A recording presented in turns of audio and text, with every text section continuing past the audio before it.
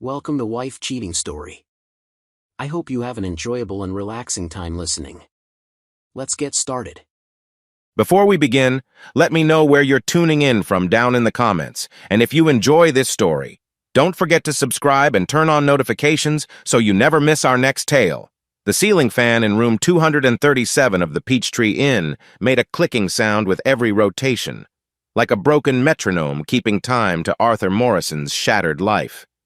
He lay on the stained bedspread, still wearing yesterday's wrinkled suit, staring at the water damage that formed abstract patterns above him.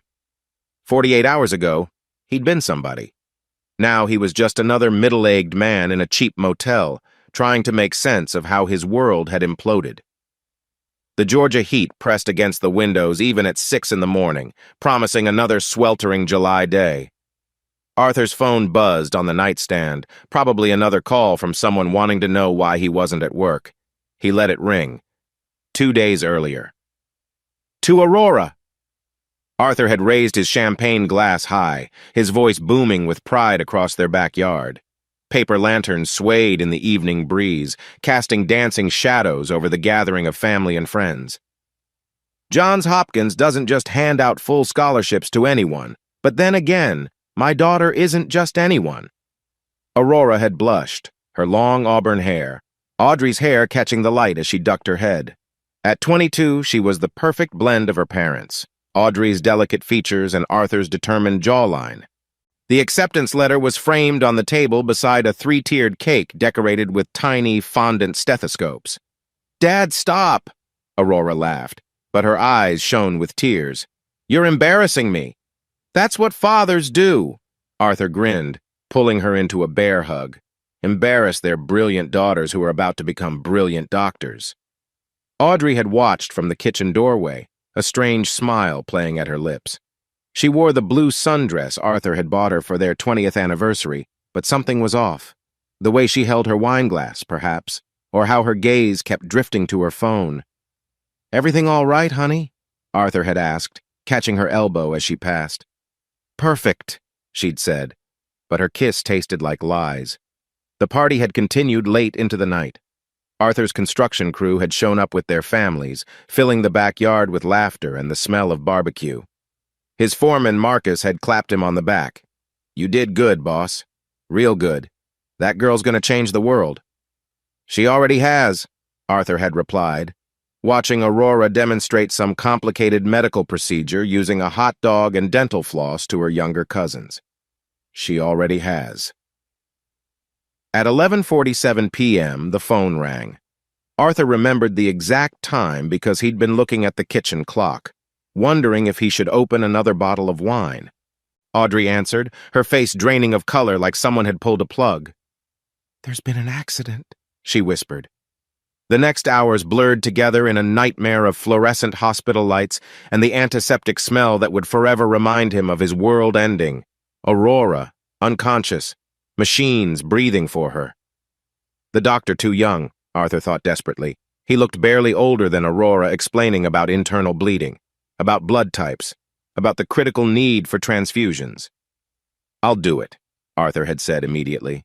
"Take whatever she needs." The young doctor had smiled sadly. "We need to run a quick test first, Mr. Morrison. Standard procedure." Standard procedure. 2 words that changed everything. Arthur sat in the plastic hospital chair, watching them draw his blood, so certain he could save his daughter. He'd built his construction company from nothing, put her through private school, taught her to ride a bike and drive a car and believe in herself. Of course he could save her. The doctor returned 20 minutes later, and Arthur knew something was wrong before he spoke. It was in the careful way he closed the door, the way the nurse suddenly found somewhere else to be. "Mr. Morrison, I need to ask you something. Is Aurora adopted?" The question hit like a sledgehammer. "What? No. Why would you? Your blood type is O negative. Your wife is a positive. Aurora is B positive." The doctor's voice was gentle but firm. "That's genetically impossible." The room tilted. Arthur gripped the arms of his chair. "There must be a mistake. We ran it twice." "Then run it again." Arthur stood, his voice cracking. "Run it 10 times! She's my daughter!"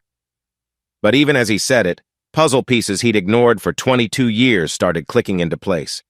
The business trips Audrey took when Aurora was a baby, the way Aurora's eyes were nothing like his. The occasional comment from friends about how she must take after her mother's side. "We found another donor," the doctor said quietly. "Aurora's going to be fine. But Mr. Morrison, I think you need to—" Arthur didn't hear the rest. He stumbled out of the room, past the celebrating remnants of the party guests who'd followed them to the hospital, past Audrey who reached for him with guilty hands, out into the humid Georgia night where he could finally breathe. His phone rang. Audrey. "Arthur, please, let me explain." "Who is he?" His voice was a stranger's. Silence. Then, so quiet he almost missed it. Brian. Brian Castellanos, her boss. The man who'd been at their wedding, who sent Christmas cards, who'd hired Audrey when no one else would give a massage therapist a chance to manage a high-end spa. Brian, with his silver temples and smooth smile, and wife who'd died of cancer 10 years ago. "How long?" "Arthur, how long?" 23 years. The phone slipped from his numb fingers, clattering on the hospital sidewalk. 23 years. Their entire marriage. Aurora's entire life. Every Christmas morning, every family vacation, every "I love you" had been built on a foundation of lies. He'd driven home in a daze, some primitive autopilot guiding him through the dark streets of suburban Atlanta. The house looked the same two-story colonial he'd designed himself, white pillars he'd installed with his own hands, the porch swing where he'd taught Aurora to read. But inside, everything had changed. Arthur's hands shook as he fitted his key into the lock. The house was dark, but he could smell the lingering barbecue smoke, see the shadowy outlines of folding chairs still scattered across the lawn. Just hours ago, this had been a place of celebration. Now it felt like a crime scene. He flicked on the lights and froze. They were waiting for him. Audrey sat on the cream leather sofa, the one they'd picked out together last spring, with Brian beside her. Not across from her, beside her, their thighs touching, his hand resting on her knee with the casual intimacy of decades. But that wasn't what made Arthur's blood turn to ice. His mother, Brenda, sat in his recliner, her 70-year-old face set in lines of disappointment. Audrey's sister Patricia perched on the ottoman. Even Aurora was there, pale but conscious, a bandage wrapped around her head. "What is this?" Arthur's voice came out raw. "An intervention," Brenda said coolly. "Sit down, Arthur." "An intervention?" He laughed, but it sounded like breaking glass. "For what? Being cheated on for 23 years?" "For being a failure as a husband," his mother replied. The words hit harder than any physical blow.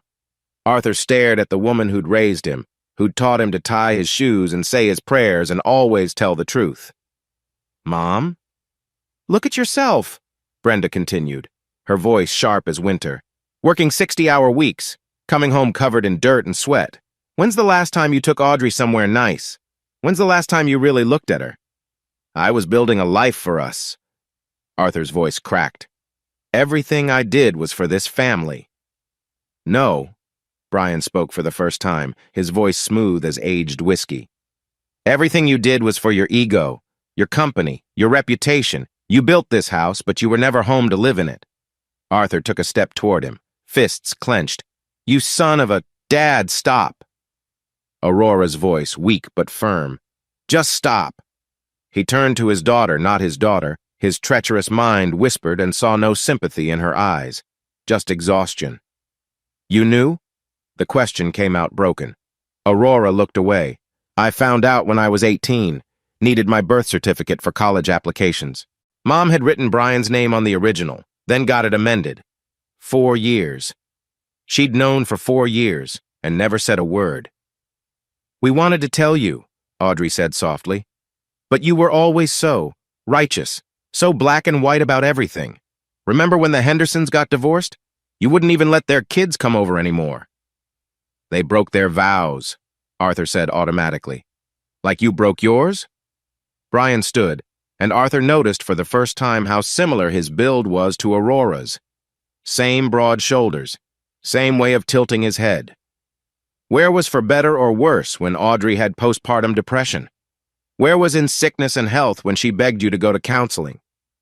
"I was working," You were hiding, Patricia interjected. My sister cried herself to sleep for years while you built your empire. Brian was there. He listened. He cared. He was married, Arthur roared. His wife was dying, Audrey whispered. Ovarian cancer. 3 years of watching her waste away.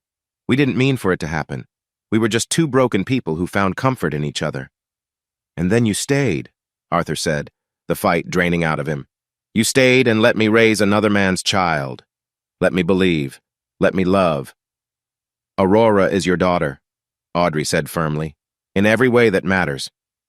Except the one way that does. Silence fell like a hammer. Aurora made a small, wounded sound. I think you should leave, Brenda said finally. Take some time to think about what kind of man you want to be, whether you want to be part of this family going forward. This is my house. Actually, Brian produced a manila folder from beside the couch. It's not. Audrey's been on the deed for 15 years. Georgia is an equitable distribution state, but given the circumstances, your emotional absence, your refusal to address marital issues, the fact that Audrey's been the primary caregiver, any judge would grant her temporary exclusive possession. Arthur stared at the folder, then at the man holding it. You planned this. We've been planning it for years, Brian admitted, waiting for Aurora to finish school, trying to find the kindest way. The kindest way? Arthur laughed again, harsh and bitter. The kindest way was to not sleep with my wife in the first place. You're right, Brian said simply. But we can't change the past, only decide the future. And Audrey's future is with me. It always has been. Arthur looked around the room at the faces of people he'd thought loved him. His mother, disappointed. His wife, guilty but resolute. His daughter Aurora would always be his daughter, in his heart torn but siding with her biological father. Even Patricia, who'd eaten at his table every Thanksgiving for 2 decades, looked at him like he was the villain. My wallet, he said quietly. My keys, my phone. They're all I'm taking. Audrey stood. Arthur, you don't have to. Yes, he said, meeting her eyes for the last time. I do. He walked to the hallway table where he always dropped his things, muscle memory guiding him through the house he'd built. His hands closed around his wallet, but it felt too light. He opened it. Empty. Credit cards gone, even his driver's license missing. What? Joint accounts are frozen pending the divorce, Brian said conversationally. For both your protection. There's a debit card there with access to a personal account. Should be enough for a hotel and necessities until we can work out a proper arrangement. A debit card. After 23 years of marriage, 25 years of working his hands raw, he was being handed a debit card like some teenager getting an allowance. This is illegal. This is family law, Brian corrected. I should know. I've been through it before. Of course he had. Brian Castellanos, with his law degree gathering dust while he ran his spa empire. Brian, who'd thought of everything while Arthur had been thinking of nothing but the celebration, the pride, the future he'd imagined for Aurora. Arthur pocketed the debit card and headed for the door. Your phone, Audrey called after him. He kept walking. Dad? Aurora's voice, small and uncertain. He paused at the threshold but didn't turn around. I'll always love you, he said to the door. That's the difference between him and me. I'll always love you, even though you're not mine. Then he walked out into the humid Georgia night, leaving behind 25 years of life, and drove to the Peachtree Inn where broken men went to figure out how to breathe again. Now, 48 hours later, the ceiling fan still clicked its broken rhythm. Arthur finally reached for his phone. 43 missed calls. Most from work his foreman Marcus had left increasingly concerned voicemails, some from numbers he didn't recognize, one from his sister Brooke in Savannah. He almost deleted it unheard, but something made him press play. Arthur, it's Brooke. I heard what happened. Listen, I know we haven't talked in years, but something's not right here. About Audrey, about Brian. I've been looking into some things. Call me back. And Arthur, don't sign anything. Don't agree to anything. Just call me. He sat up slowly, his sister's words echoing in the dingy room. Brooke was a corporate lawyer, brilliant and ruthless. They'd fallen out 5 years ago over their father's estate, But if she was reaching out now... His phone buzzed. A text from an unknown number. Your family isn't the only one they've destroyed. If you want the truth, meet me at the Waffle House on Peachtree Industrial. 1 hour. Come alone. M. Arthur stared at the message, then at his reflection in the cracked mirror across from the bed. 2 days of stubble. Eyes red with exhaustion and grief. He looked like a man with nothing left to lose, which he supposed was exactly what he was. He stood, stretched muscles cramped from 2 days of inactivity, and headed for the shower. If someone wanted to meet him, he'd meet them. If Brooke thought something was off, he'd listen. Because she was right. Something wasn't adding up. The timing was too perfect. The preparation too complete. The family consensus too unanimous. 23 years of deception took patience. But this, the coordinated intervention, the legal maneuvering, the frozen accounts, this took planning. And if there was one thing Arthur Morrison knew from 25 years in construction, it was this. The most dangerous cracks in a foundation were the ones you couldn't see.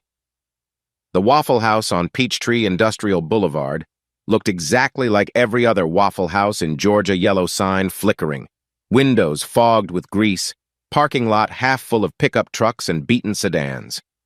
Arthur pulled his Ford F-150 into a spot near the door, checking his mirrors out of habit. Old construction site paranoia died hard.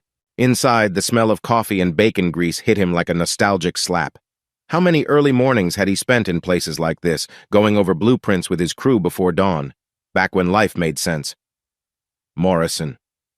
A man in a Braves cap sat in the corner booth, face half hidden by the menu. Arthur recognized the voice before he saw the face. Marcus Williams, his foreman for the past 15 years. The man who'd called him boss just 2 nights ago while celebrating Aurora's success. Marcus? Arthur slid into the opposite bench. You're M? Marcus lowered the menu, revealing a face haggard with sleeplessness. His dark skin had an ashy undertone Arthur had never seen before. We need to talk. About Brian Castellanos. About what he's really been doing. A waitress appeared 60-something with violet hair and a name tag reading Dolly. Arthur ordered coffee. Black. Marcus got the same. I was fired yesterday, Marcus said once Dolly shuffled away. Showed up to the Buckhead site and security wouldn't let me in. Said I was no longer an employee of Morrison Construction. That's impossible. I didn't... You're not the only one whose signature got forged. Marcus pulled out a manila envelope worn at the edges. Been carrying this around for 2 days trying to decide what to do. Then I heard what happened to you. Arthur's coffee arrived. He wrapped his hands around the warm ceramic, anchoring himself. What's in the envelope? Proof that your wife and Brian have been planning this for at least 5 years, maybe longer. Marcus slid it across the Formica table. I wasn't just fired, I was framed. They're saying I embezzled from the company. Got documents with my signature authorizing transfers to accounts I've never seen. Arthur opened the envelope with trembling fingers. Inside were bank statements, contracts, emails printed on office paper. His eyes scanned the pages, each one another nail in the coffin of his life. Jesus Christ, he breathed. Keep reading, Marcus said grimly. There it was in black and white. Morrison Construction had been hemorrhaging money for 3 years. Fake vendors, inflated materials costs, projects that existed only on paper, all authorized by signatures that looked like his but weren't, all deposited into accounts that traced back through a maze of shell companies to businesses owned by Brian Castellanos. How did you get this? My daughter works at Bank of America, corporate fraud division. Marcus's jaw tightened. She ain't supposed to, but she ran some searches when I got fired. What she found made her sick. Arthur flipped to an email dated 3 years ago. From Audrey to Brian, Phase 1 complete. A thinks the losses are from the Riverside project overruns. Suggested we might need to sell the lake house to cover. He actually apologized for failing me. His vision blurred, not from tears, from rage. There's more, Marcus said quietly. Look at the last page. It was a medical document. Aurora's real birth certificate, not the amended one she'd mentioned. But that wasn't what made Arthur's blood freeze. It was the genetic testing panel attached to it. Brian Castellanos isn't Aurora's father, Marcus said. Nobody is, or rather somebody is. But it ain't Brian. Blood type's all wrong. He's AB positive. Can't produce a B positive child with an A positive mother. The Waffle House seemed to tilt. Arthur gripped the table edge. But the hospital tested you against Aurora, not Brian against Aurora. They just assumed when you weren't a match that the other man was. Marcus leaned forward. Your wife's been playing everyone, even Brian. Then who? That's the million-dollar question. Marcus signaled Dolly for more coffee. But I got a theory. You remember Dr. Harrison? Ran that fertility clinic before he died in that boat accident? Arthur's mind raced back 15 years. Audrey's desperation for a child, the tests, the treatments. Dr. Harrison with his kind eyes and promises of miracles. You're not saying... I'm saying there's a reason that man's boat exploded with him on it, and I'm saying there's a reason Brian started throwing money at Audrey's spa right after. Marcus's eyes were hard. My daughter found payments, large ones, from Brian to Harrison's widow, labeled as consultancy fees. He was buying her silence, or buying something else. Marcus pushed another paper across. Harrison's clinic had a donor program, anonymous, but not so anonymous that a man with Brian's connections couldn't find out which donations went where. The implications crashed over Arthur like a cold wave. Brian's not Aurora's father. He just knows who is. And he's been using that knowledge to control your wife for 23 years. Marcus sat back. Question is, what are you going to do about it? Arthur's phone buzzed. Brooke. Arthur, where are you? I'm at the house. What's left of it? They're already moving your things out. And Arthur? I found Mom's financial records. She's been getting payments from Brian for 2 years. Large ones. The coffee cup shattered in Arthur's grip. Hot liquid and ceramic shards scattered across the table. Dolly rushed over with towels, clucking like a concerned hen. But Arthur barely noticed. His hand was bleeding, but the pain felt distant, unimportant. His mother. His own mother had been bought. Easy, boss, Marcus said, helping Dolly clean up. Getting yourself hospitalized won't help. But Arthur wasn't listening. The pieces were clicking together now, forming a picture so ugly he wanted to smash it. This wasn't just about an affair. This was about money, control, a long con that had started before Aurora was even born. I need to see my sister, he said, standing abruptly. Marcus caught his arm. They'll be watching the house, both your houses. Then where?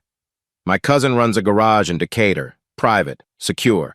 Got an office in the back nobody knows about. Marcus scribbled an address on a napkin. I'll text Brooke. Tell her to meet us there. Why are you helping me? Marcus's smile was sharp as a blade. Because Brian Castellanos destroyed my reputation to cover his tracks. Because 15 years of loyalty should mean something. And because... His voice dropped. I never liked how he looked at Aurora. Arthur's blood chilled. What do you mean? I mean, a man who'd steal another man's wife and daughter might not stop there. Marcus stood, tossing a 20 on the table. We got work to do, boss. Time to remind these folks that Morrison Construction didn't become what it is by rolling over when someone tried to bulldoze us. They walked out into the blazing Georgia sun. Arthur's hand throbbed where the ceramic had cut it, but the pain felt good, real. It reminded him he was still alive, still capable of feeling something other than numbness. Marcus, he said as they reached their trucks. That comment about Brian and Aurora. Just a feeling, Marcus said carefully. Way he'd watch her at company events. Way he'd find excuses to touch her shoulder, her hand. Nothing you could prove. Nothing she seemed to notice, but you noticed. I got daughters, boss. You develop a radar. Arthur's hands clenched into fists, pulling at the fresh cuts. Another piece of the puzzle, uglier than the rest. How deep did this go? How long had Brian been circling his family like a vulture, waiting for the perfect moment to swoop? His phone rang. Brooke again. Don't answer, Marcus warned. Not till we're somewhere secure. They could be tracking your phone. Paranoid, Arthur would have said 3 days ago. Now he powered off the device without hesitation. In construction, you learn to shore up weak foundations before they collapsed. But sometimes, when the rot went too deep, the only solution was demolition. Complete, systematic demolition. Follow me, Marcus said, climbing into his truck. "And boss, whatever you're thinking of doing, remember the best revenge is the kind they never see coming." Arthur nodded, starting his engine. Marcus was right. Charging in with fury would only play into their hands. This required planning, patience, the same skills that had built Morrison Construction from a two-man operation to a multi-million-dollar company. Brian and Audrey had spent years constructing their web of lies, but Arthur had spent longer building things that lasted. He knew how to read blueprints, spot weaknesses, place charges in exactly the right spots to bring the whole structure down. The drive to Decatur took 20 minutes. 20 minutes to transform from a broken man in a cheap motel to something else, something harder, something with purpose. They'd taken his wife, his daughter, his mother, his company, his life. But they'd made one crucial mistake. They'd left him alive. And Arthur Morrison, master builder, was about to show them how thoroughly a patient man could destroy. The garage in Decatur squatted between a soul food restaurant and a check-cashing place, its corrugated metal sides radiating heat like an oven. "Williams and Sons Auto Repair," read the faded sign, though Marcus's cousin Terrell ran it alone now. The office in back was cramped but private, with water-stained walls covered in old calendars and a metal desk that had seen better decades. Brooke arrived 15 minutes after them, her silver Lexus looking absurdly out of place in the oil-stained lot. Arthur barely recognized his younger sister. 5 years of estrangement had turned her from a fierce young lawyer into something harder, sharper. Her black suit was impeccable despite the heat, her dark hair pulled back in a severe bun that emphasized the Morrison jawline they'd both inherited. "You look like hell," she said by way of greeting. "You look like a lawyer," he replied. For a moment they just stared at each other, two siblings separated by old wounds and fresh catastrophes. Then Brooke's professional mask cracked. "I'm sorry," she whispered. "About Aurora. About everything." "She's still my daughter," Arthur said automatically. "Of course she is." Brooke's voice turned steel.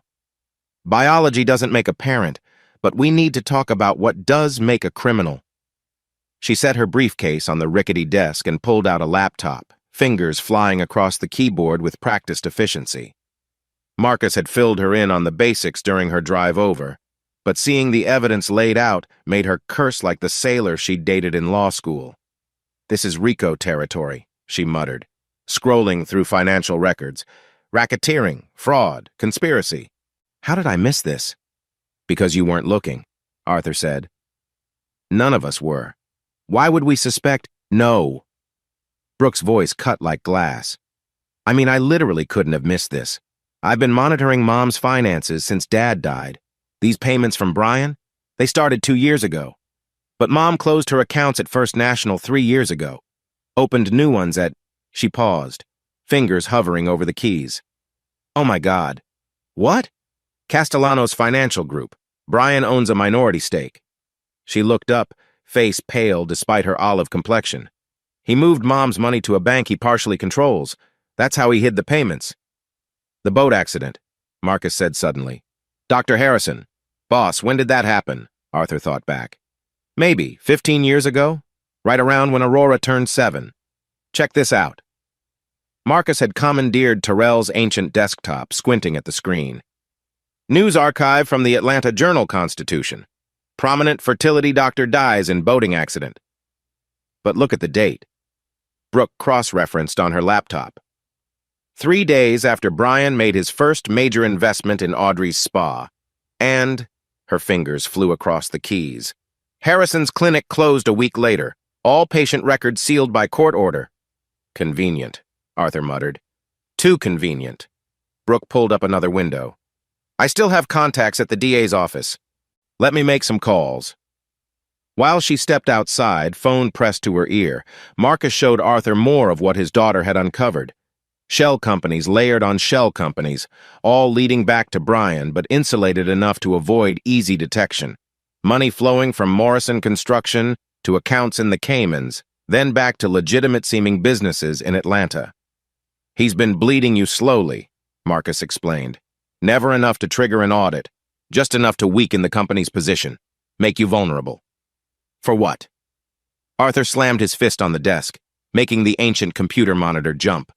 What's the endgame? He already had Audrey, already had Aurora's loyalty. Why destroy me financially too?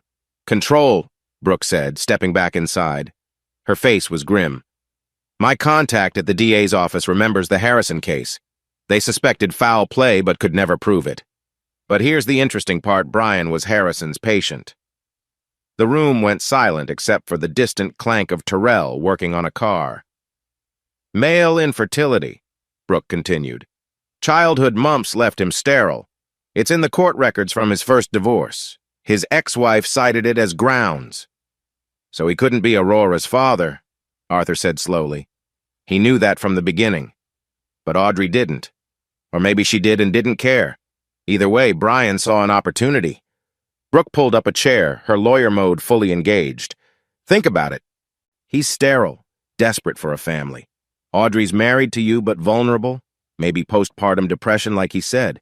He can't give her a child, but he can give her attention, affection, and eventually, money.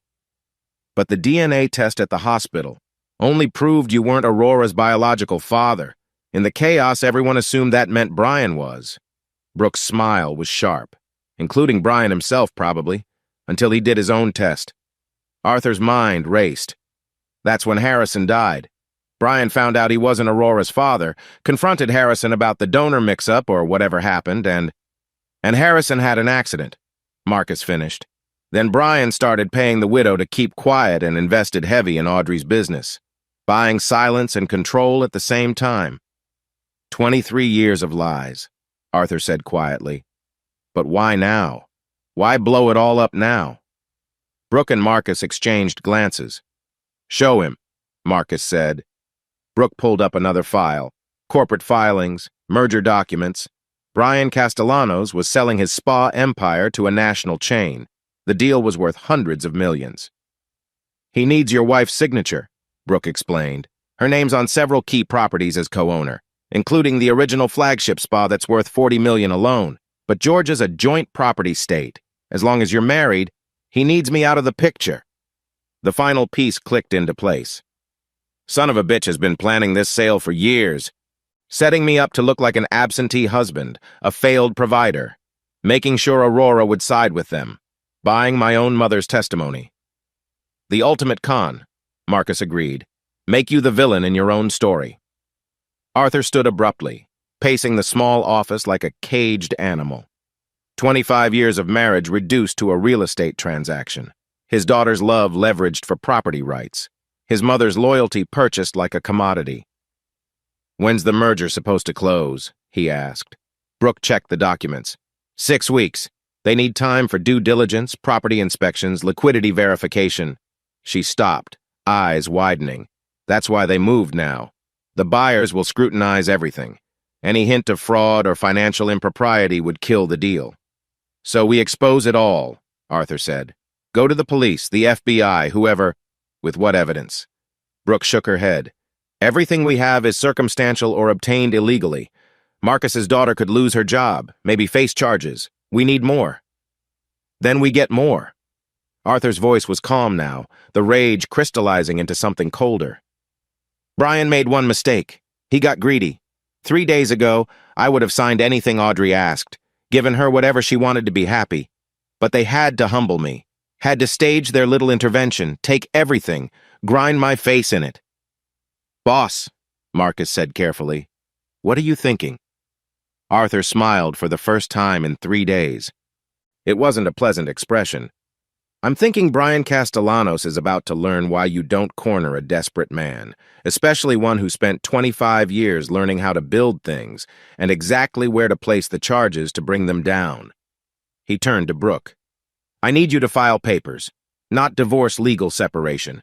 Cite emotional distress, request forensic accounting of all marital assets. That'll tip them off. Good. Let them scramble. While they're watching the front door, we'll go through the windows. He looked at Marcus. Your daughter still have access to those banking systems? I can't ask her to. You won't have to. We're going to give her probable cause. Real evidence of criminal activity that she'll have no choice but to report. Arthur's mind was working now, seeing angles and approaches like blueprints spreading before him. But first, we need to find out who Aurora's real father is. How? Brooke asked. Dr. Harrison's widow. You said Brian's been paying her for 15 years. That's a long time to carry guilt. Arthur pulled out the debit card Brian had so generously provided. Time to see if money really does buy everything. Arthur, Brooke said quietly, are you sure you want to know? About Aurora's biological father.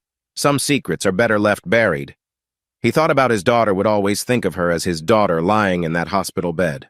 About the 4 years she'd known the truth and said nothing. About the graduation parties and driving lessons and bedtime stories that apparently meant less to her than blood. Yes, he said finally, because Aurora deserves to know where she really came from, and because Brian's been using this secret as a weapon for over 2 decades. Time to take that weapon away. Marcus stood, cracking his knuckles. So what's the plan, boss? Arthur looked around the dingy office, at his sister who'd come despite their estrangement, at his foreman who'd risked his own reputation to help. 3 people against an empire of lies built over decades. David had faced better odds against Goliath. First, we're going to rattle their cage, make them think I'm broken, beaten, let them get comfortable. He met Brooke's eyes. File those separation papers today. Make sure they're full of spelling errors, legal mistakes, look desperate and incompetent. That hurts my professional pride, she said, but she was already taking notes. Marcus, I need you to reach out to our old crew, the ones Brian hasn't bought. Tell them to keep their heads down but their eyes open. Any strange shipments, unusual visitors at the spa sites, anything out of pattern. On it. And me, Arthur asked himself. I'm going to do what any destroyed man would do. Drink too much. Make a scene. Give them exactly what they expect to see. While actually, Brooke prompted. Arthur's smile was sharp as a blade. While actually, I'm going to take apart 23 years of lies, brick by brick. And when I'm done, Brian Castellanos and everyone who helped him is going to understand that you can steal a man's wife, you can steal his money, you can even steal his daughter's love, but you can't steal his ability to fight back. Thunder rumbled in the distance, promising another afternoon storm. In Georgia, summer storms came fast and violent, washing the air clean and leaving destruction in their wake. Arthur Morrison was about to become one of those storms, and Brian Castellanos had built his house on sand. 6 months. That's how long it took for the empire Brian Castellanos built on lies to crumble into dust. Arthur stood in the federal courthouse in downtown Atlanta, watching through bulletproof glass as marshals led Brian away in shackles. The man who'd once worn $1,000 suits now shuffled in orange prison garb, his silver temples gone gray with stress. 15 to 20 years, the judge had said. With good behavior, he might see freedom at 70. Feel better? Brooke asked, adjusting her briefcase strap. Arthur considered the question. Did he feel better? Brian was going to prison. Audrey, too, though her sentence was lighter, 12 years with possibility of parole in 7. The spa empire had been dismantled, assets frozen, victims compensated. Morrison Construction had been restored to him, cleaned of parasites. But Aurora. She didn't come, he said quietly. Brooke's expression softened. She needs time, Arthur. Testifying against her mother, learning the truth about her biological father, that's a lot for anyone to process. The truth. Arthur almost laughed at the word. After all the deception, the truth had turned out to be beautifully mundane. Aurora's biological father was a medical student who donated sperm to pay for textbooks. Dr. Harrison had mixed up the vials or claimed he had. The young man was now a pediatric surgeon in Seattle, married with 3 kids of his own, and had zero interest in disrupting Aurora's life. Mr. Morrison? Arthur turned to find Ada Jennifer Walsh approaching, her heels clicking on the marble floor.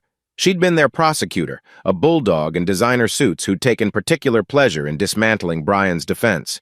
Thank you, she said simply, extending her hand. Your cooperation made this possible. Most victims of long-term fraud never see justice. I had help. Arthur glanced at Brooke, who was pretending to check her phone. Still, Walsh's smile was sharp. Brian Castellanos hurt a lot of people over the years. They'll sleep better knowing he can't hurt anyone else. She walked away, leaving the siblings alone in the echoing corridor. Buy you coffee? Brooke offered. Real coffee, not that courthouse swamp water. Rain check, I have a meeting. His sister raised an eyebrow. Business already? Arthur, you just got your company back 2 weeks ago. Not business? He pulled out his phone, showing her a text. Aurora wants to meet, first time since the trial started. Brooke's face lit up. That's wonderful. Where? Piedmont Park, by the lake where I taught her to fish. Want backup? No. Arthur pocketed the phone. This is something I need to do alone. An hour later, he sat on a weathered bench overlooking Lake Clara Mere, watching ducks glide across the murky water. The October air had a bite to it, summer finally releasing its grip on Georgia. He'd been waiting 20 minutes, starting to wonder if Aurora would show, when he heard footsteps on the gravel path. She looked smaller somehow. The confident pre-med student had been replaced by a young woman in an oversized sweater and jeans, her auburn hair pulled back in a messy bun. Dark circles shadowed her eyes. Hi, Dad. The word hit him like a physical blow. Throughout the trial, she'd carefully avoided calling him anything. Hi, sweetheart. She sat on the opposite end of the bench, the space between them feeling like an ocean. I dropped out, she said without preamble, of Johns Hopkins. Couldn't focus on anatomy when I kept thinking about everything. I'm sorry. Are you? She turned to face him, eyes blazing. Because sometimes I think you're glad. Glad that your perfect daughter turned out to be a lie, just like everything else. Aurora. Do you know what the worst part is? She continued as if he hadn't spoken. It's not finding out Brian wasn't my biological father. I never felt connected to him anyway. It's not even learning about the fraud, the lies, all of it. It's that you knew. Somewhere deep down, you knew something was wrong and you never fought for us. Arthur felt each word like a dagger. I didn't. You worked 60-hour weeks. You missed my recitals, my science fairs, my soccer games, and I told myself it was because you were building something for us. But you weren't, were you? You were hiding. That's not... Mom was lonely. Aurora's voice cracked. She was depressed and lonely and you were never there.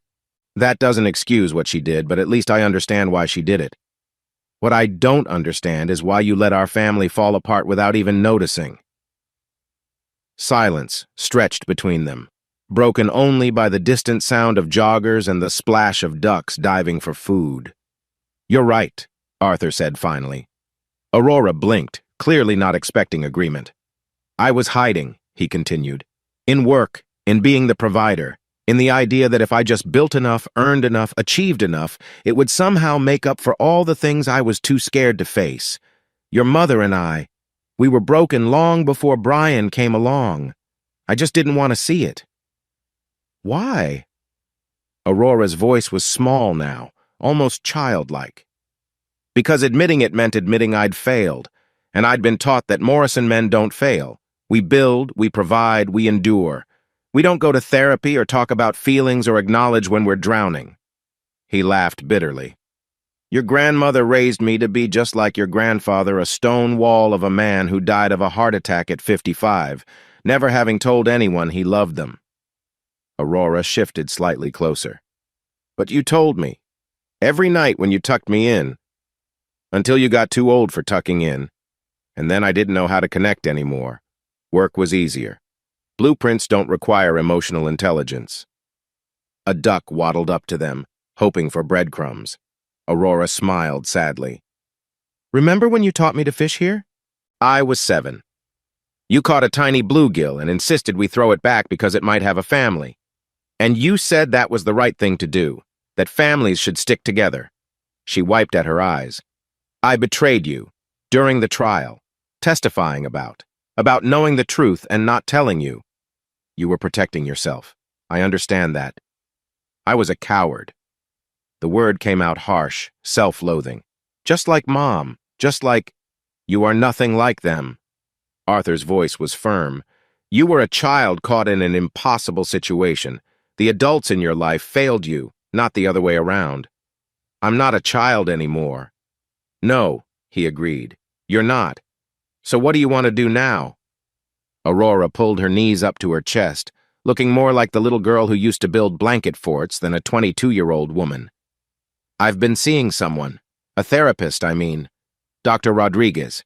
She says I have complex PTSD from growing up in what she calls a psychologically unsafe environment. That sounds about right. She also says I need to decide what kind of relationship I want with you, if any. Aurora's voice trembled. But I don't know how to do that. How do you rebuild something that was never really built right in the first place? Arthur thought about construction, about foundations and load-bearing walls and the careful architecture of trust. Same way you build anything, he said. One brick at a time, slowly, with better materials than were used before. What if we can't? What if too much is broken? Then we'll have learned that, but we won't know unless we try. Aurora was quiet for a long moment, then so softly he almost missed it. I'm switching to psychology, like Dr. Rodriguez. I want to help kids from messed-up families. That sounds perfect for you. Yeah? She looked at him hopefully. You're not disappointed? About med school? I'm proud of you for choosing your own path. That takes courage I never had at your age. She scooted closer, the gap between them shrinking. I'm staying in Atlanta. Got an apartment near Emory. I was thinking, maybe we could have lunch sometimes? Start small? I'd like that.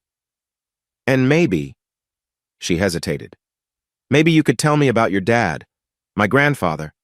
I realized I know nothing about him except that he died before I was born. Arthur felt his throat tighten. He was complicated. Brilliant but cold. Built half of downtown Atlanta but never built a relationship with his kids. I swore I'd be different and then you weren't? And then I wasn't. But I'd like to try to be, if you'll let me. Aurora finally closed the distance between them, leaning her head on his shoulder like she used to when she was small. Mom wrote me, she said quietly. From prison. Wants me to visit. Arthur tensed but forced himself to relax. What do you want to do? I don't know. Dr. Rodriguez says I don't have to decide right away. That I can take as much time as I need. That sounds like good advice. They sat in comfortable silence, watching the sun paint golden ripples across the lake. Arthur thought about broken things and second chances, about the difference between rebuilding and starting fresh. Sometimes he realized the cracks were where the light got in. Dad? Aurora's voice was drowsy, emotionally exhausted. Yeah, sweetheart. I'm glad you fought back, even if it destroyed everything. Living in that lie, it was killing all of us slowly. Arthur pressed a kiss to the top of her head, breathing in the familiar scent of her shampoo, the same brand she'd used since high school. Sometimes you have to tear down to build up, he said. Is that a construction metaphor? Everything's a construction metaphor when you're a builder. She laughed a real laugh, not the brittle sound he'd heard during the trial. Dr. Rodriguez is going to have a field day with that. As the afternoon wore on, they talked about small things. Her new apartment, his plans for the company, the weather, nothing earth-shattering, nothing that would heal 22 years of foundational cracks overnight. But it was a start. When Aurora finally left, promising to text about lunch next week, Arthur remained on the bench. His phone buzzed messages from Marcus about the company, from Brooke about some legal matter, from numbers he didn't recognize. He ignored them all. For now, he just wanted to sit by the lake where he'd taught his daughter to fish, remembering that sometimes the best thing you could do with something precious was let it go and trust it would find its way back. The ducks paddled by, unconcerned with human drama. Arthur envied them their simplicity. But then again, simple had never been the Morrison way. They were builders after all, and rebuilding a relationship with Aurora would be the most important construction project of his life. The offices of Morrison Construction looked exactly as Arthur had left them 6 months ago, except for the dust. Dust on the drafting tables, dust on the awards lining the walls, dust on the coffee maker that had gurgled to life every morning at 5 a.m. for 15 years. Marcus had kept the business running from temporary offices while the legal battles raged, but the heart of the company, this converted warehouse in Midtown where Arthur had built his empire, had remained frozen in time. Feels like a tomb, Marcus said, running a finger along a bookshelf and grimacing at the grime. Tombs are for dead things, Arthur replied, throwing open the windows. October air rushed in, carrying the sounds of Atlanta waking up. This is just hibernation. If you say so, boss. Marcus dropped a box of files on the conference table. Got 3 months of backed-up bids to review, 2 major contracts in limbo, and about 50 former employees wanting to know if they've still got jobs. They do if they want them.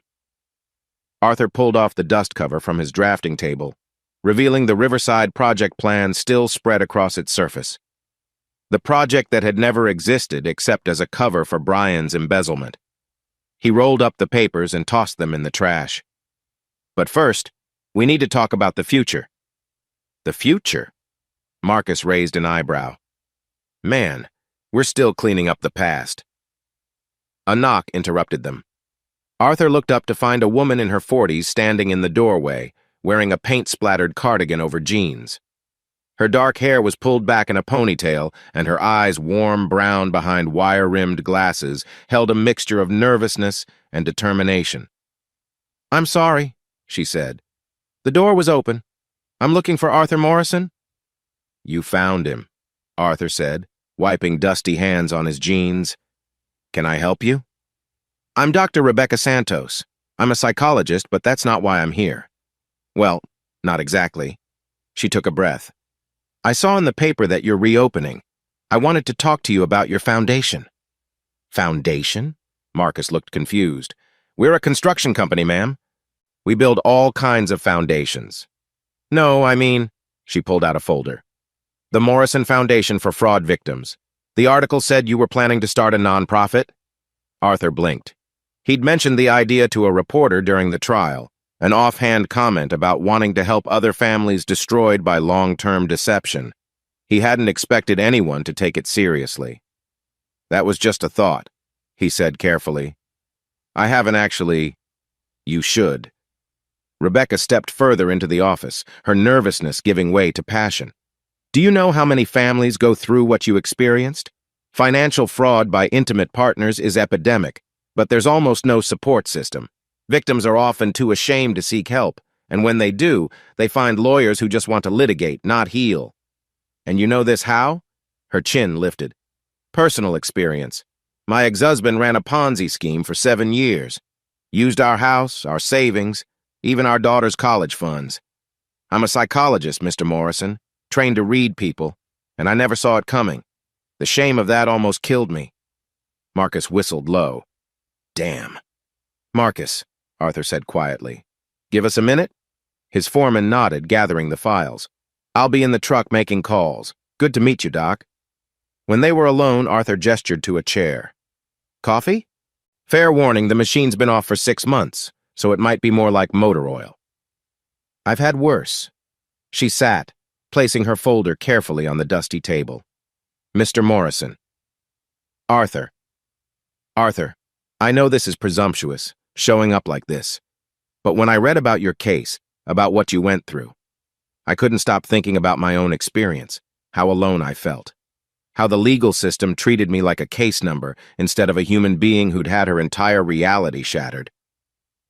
Arthur busied himself with the coffee maker, using the ritual to organize his thoughts. Rebecca Santos had the kind of voice therapists probably cultivated, warm, steady, trustworthy. But underneath, he heard echoes of his own journey, the bewilderment, the rage, the grinding work of rebuilding. "Tell me about your idea," he said, handing her a mug that looked questionable but smelled passable. She opened her folder, revealing pages of notes, statistics, program outlines. A comprehensive support system. Not just legal aid, though that's important. Psychological counseling, financial planning, support groups, even practical things like helping people find housing when they're suddenly homeless because their spouse liquidated everything. That's ambitious. That's necessary. Her eyes flashed. "Do you know what my daughters asked me after everything came out? They wanted to know if any of it was real, if their whole childhood was a lie. How do you answer that? How do you explain that love can coexist with betrayal, that someone can be both a good father and a criminal?" Arthur thought of Aurora, switching from pre-med to psychology, wanting to help kids from broken families. "You find a good therapist, apparently." "I did," Eventually, after 2 years of barely functioning. Rebecca leaned forward. That's too long, Arthur. People need immediate support, not just eventual justice. Why come to me? There are established nonprofits, community organizations, because you have something they don't. Credibility. She gestured around the dusty office. You're not some well-meaning social worker who read about fraud in a textbook. You lived it, publicly. Your story was in every paper, on every news site. People trust you because you've been where they are. I'm a construction guy, not a counselor. Exactly. Her smile transformed her face from serious to stunning. You know how to build things. I know how to heal people. Together we could create something that actually works. Arthur studied her over his coffee mug. There was more to this story, he sensed. Nobody drove to a dusty construction office at 7 in the morning just to pitch an idea to a stranger. What else? He asked. She blinked. What do you mean? There's something else, something personal. What aren't you telling me? Rebecca was quiet for a long moment. Then, Brian Castellanos was my ex-husband's mentor. The mug froze halfway to Arthur's lips. Daniel, my ex, idolized him. Learned everything about running scams from Brian's playbook. When I saw Brian's arrest on the news, I actually cried. Not from sadness, from relief. Because it meant the man who taught my husband to destroy families was finally facing justice. Small world, Arthur said quietly. Smaller than you think. Brian ran seminars, unofficial ones. Wealth building for entrepreneurs, he called them. Really, they were master classes in fraud. Daniel attended religiously. So did at least a dozen other men I've identified, all of whom went on to run their own schemes. You've been investigating? For 3 years, trying to map the network, understand how these men find each other, train each other, protect each other. She pulled out a diagram covered in names and connections. Brian was a hub. With him gone, some of the spokes are vulnerable. Arthur set down his mug carefully.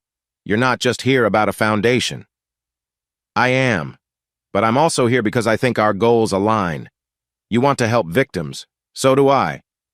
But I also want to prevent future victims by understanding and exposing how these predators operate. She met his eyes steadily. I think we could help each other. Before Arthur could respond, his phone buzzed. Aurora. Lunch Thursday? That new Thai place on Ponce? He smiled, typing back a quick confirmation. When he looked up, Rebecca was watching him with a knowing expression. Your daughter? Yeah, we're working on things. Good, that's good. She stood, gathering her folder. I've taken enough of your time. But think about what I said. The foundation could make a real difference. Leave your folder, Arthur said impulsively. I'll review it this weekend. Her smile returned. Really? Really. Marcus is right. We're still cleaning up the past, but maybe it's time to start building something new too. She left her card on top of the folder. Dr. Rebecca Santos, clinical psychologist, specializing in trauma, betrayal, and recovery. After she left, Arthur stood at the window watching the city come alive. Construction cranes dotted the skyline, Atlanta's constant growth, its endless appetite for bigger, newer, more. He'd been part of that hunger once, building monuments to ambition. But Rebecca was right. You could build all the skyscrapers you wanted, but if the families inside them were crumbling, what was the point? Marcus returned, finding Arthur still at the window. So, his foreman asked, we taking on charity work now? Maybe, Arthur said. You know what makes a building earthquake-proof, Marcus?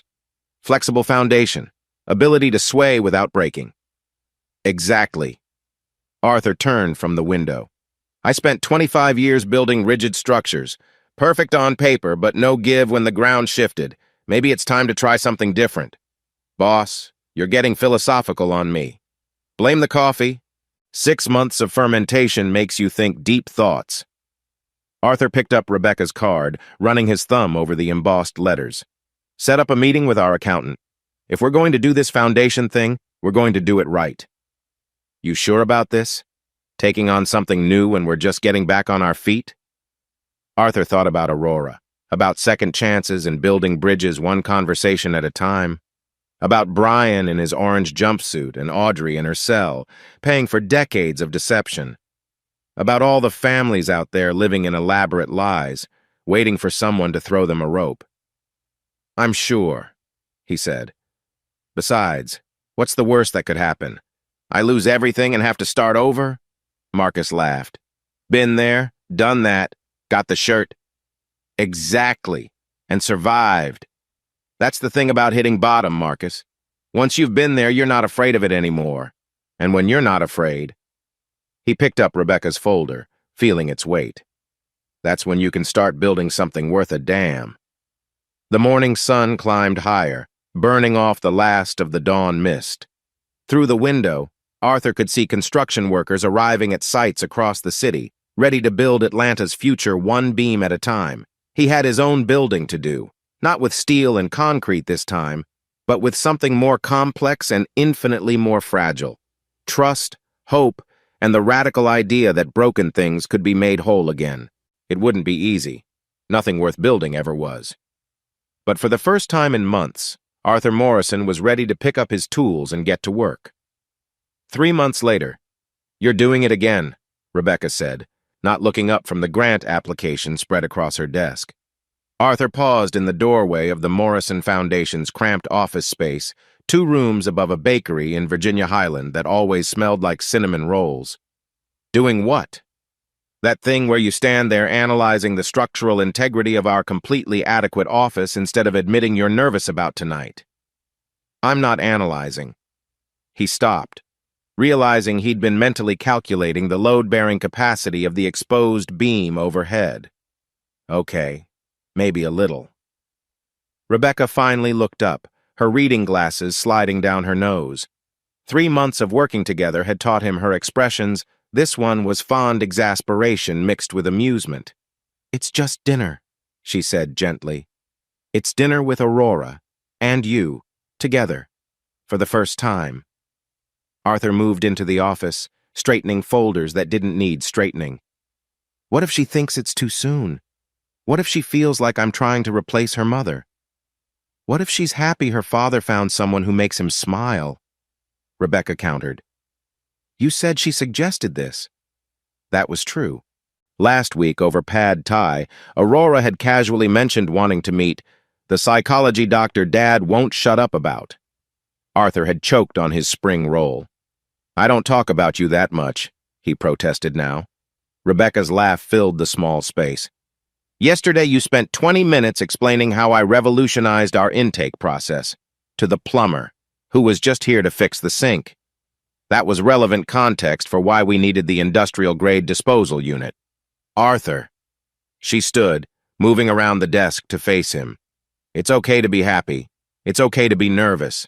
It's okay to care about someone new." "Is it?" The question came out more vulnerable than he'd intended.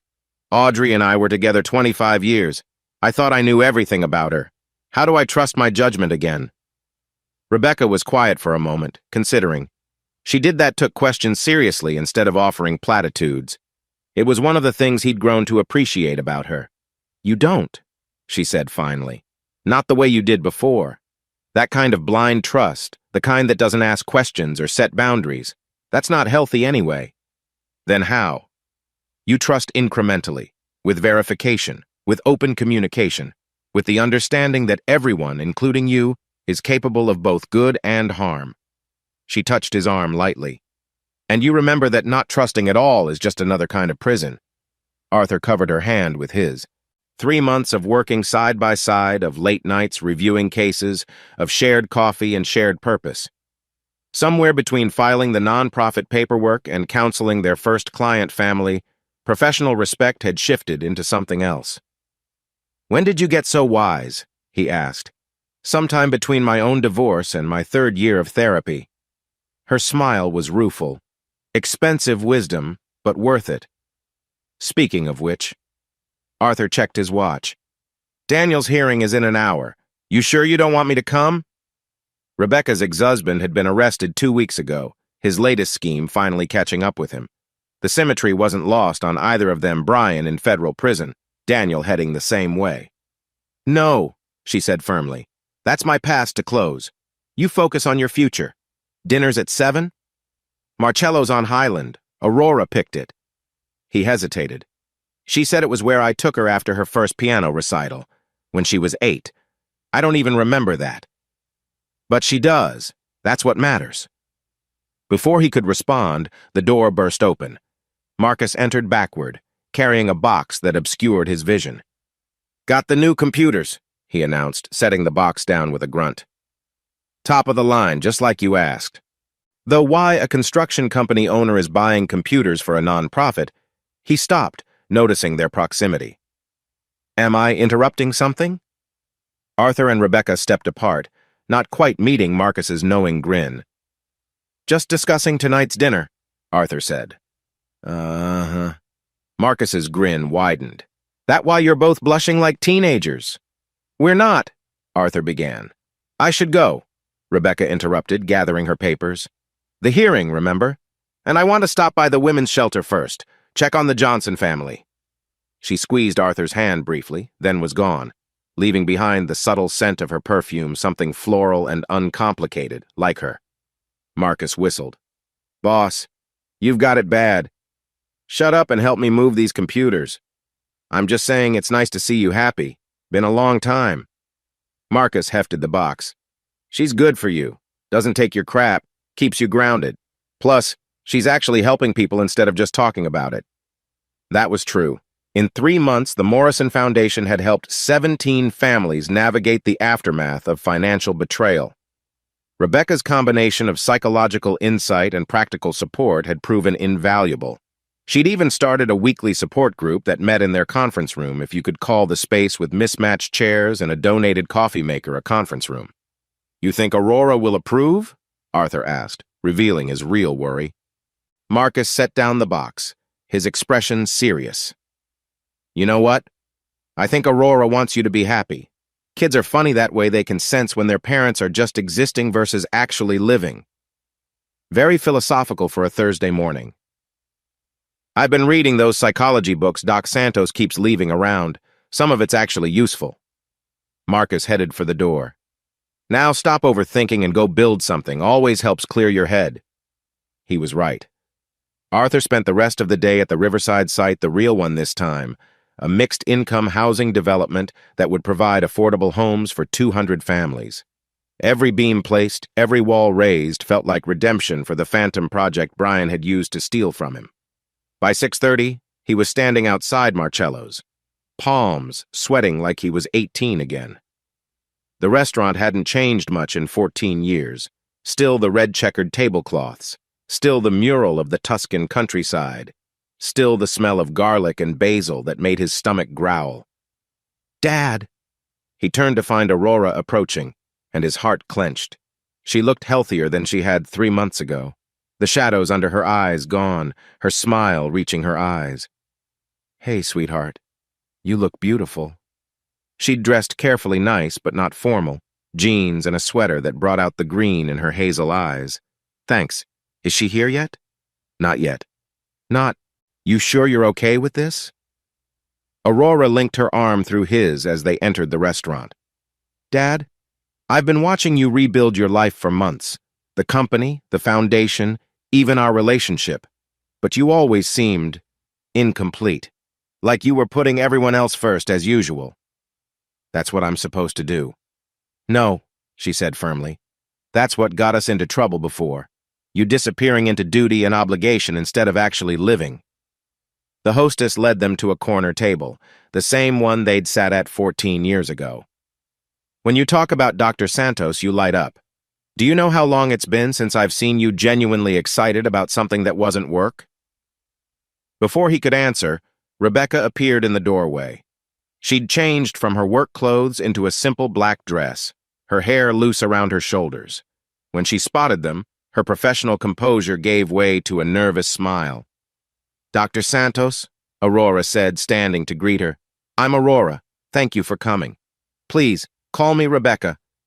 They shook hands, sizing each other up with the careful interest of two people who cared about the same man. Your father's told me so much about you, all good things, she added quickly. That's generous considering the last year. Aurora's smile was self-deprecating. Please, sit. Dad's been anxiously reorganizing the salt shakers for 5 minutes. I have not, Arthur protested, then looked down at the perfectly aligned condiments. Okay, maybe a little. The ice broken, they settled into conversation. Aurora asked about the foundation, genuinely interested in the work they were doing. Rebecca inquired about Aurora's psychology studies, offering insights from her own practice. Arthur mostly listened, watching the two women navigate around each other with increasing ease. "Can I ask you something?" Aurora said as their entrees arrived. "As a psychologist?" Rebecca nodded, twirling her fork in her carbonara. "How do you counsel people who've been betrayed by family, who found out their whole life was built on lies?" Arthur tensed, but Rebecca's expression remained calm. "I tell them that feelings aren't facts," she said carefully. "The betrayal is real, the lies were real, but that doesn't negate every true moment that existed alongside them. Your mother lied about many things, but did she love you?" "Yes," Aurora whispered. "Did your father?" Rebecca gestured to Arthur. "Always." "Then that's your foundation. Not the lies, but the love. Even imperfect love is still love." Rebecca paused. "I also tell them that forgiveness is a process, not a destination. And it's okay to be in process for as long as you need." Aurora was quiet for a moment, processing. Then, "You're not what I expected." "What did you expect?" "Someone trying to replace my mom. Someone pretending the past didn't happen." Aurora looked between them. "But you're not, are you? You're just building something new." "Trying to," Rebecca admitted, "though your father does have an alarming tendency to treat emotional growth like a construction project." "With blueprints and everything," Aurora agreed. "You should see his color-coded healing timeline." "I do not have a—" Arthur began. "Dad, I've seen your notebook." Aurora turned to Rebecca. "He has milestone markers, with little celebration icons for successful, vulnerable conversations." Rebecca burst out laughing. "He made a Gantt chart for the Foundation's therapeutic programs." "Gantt charts are useful organizational tools," Arthur defended, but he was smiling too. The rest of dinner flowed easily. Aurora shared stories from her classes, her excitement about her new career path evident. Rebecca offered anecdotes from the Foundation, carefully anonymized but illustrating the impact they were making. Arthur found himself relaxing, the weight he'd carried into the restaurant dissolving. As they waited for dessert, Aurora excused herself to the restroom. Arthur watched her go, then turned to find Rebecca studying him. "What?" he asked. "She's remarkable," Rebecca said. "After everything she's been through, to have that much grace and insight, you did something right, Arthur." "I did a lot wrong, too." "Yes, and you owned it. Do you know how rare that is? Most people in your situation would have painted themselves as the pure victim. You acknowledged your role while still holding others accountable for theirs." She reached across the table, taking his hand. "That's why I trust you. Not blindly, but with my eyes open." "Rebecca." He squeezed her fingers. "I'm falling for you. Probably already fallen, if I'm honest. But I need to know, is this too complicated? My baggage, Aurora, the fact that we work together?" "Life is complicated," she said simply. "The question is whether it's worth it. And for me," she smiled, "yes, you're worth it. This is worth it." Aurora returned then, stopping short when she saw their joined hands. Arthur started to pull away, but Aurora shook her head. "Don't," she said, sliding back into her seat. "It's nice. Seeing you happy, I mean." "You're sure?" Arthur asked. "Dad, Mom's in prison for the next decade. You're allowed to move on." Aurora's voice was steady, mature beyond her years. "And honestly, I like knowing you have someone in your corner, someone who understands what we went through but isn't stuck in it." "I'm not trying to be your stepmother," Rebecca said quickly. "I know that role is complicated and—" "Rebecca," Aurora interrupted, "I'm 22. I don't need a stepmother, but I could use another friend, especially one who can help me understand this mess from a professional perspective." "I'd like that," Rebecca said softly. The tiramisu arrived, and they shared it 3 ways. Forks crossing as they debated whether the coffee flavor was too strong.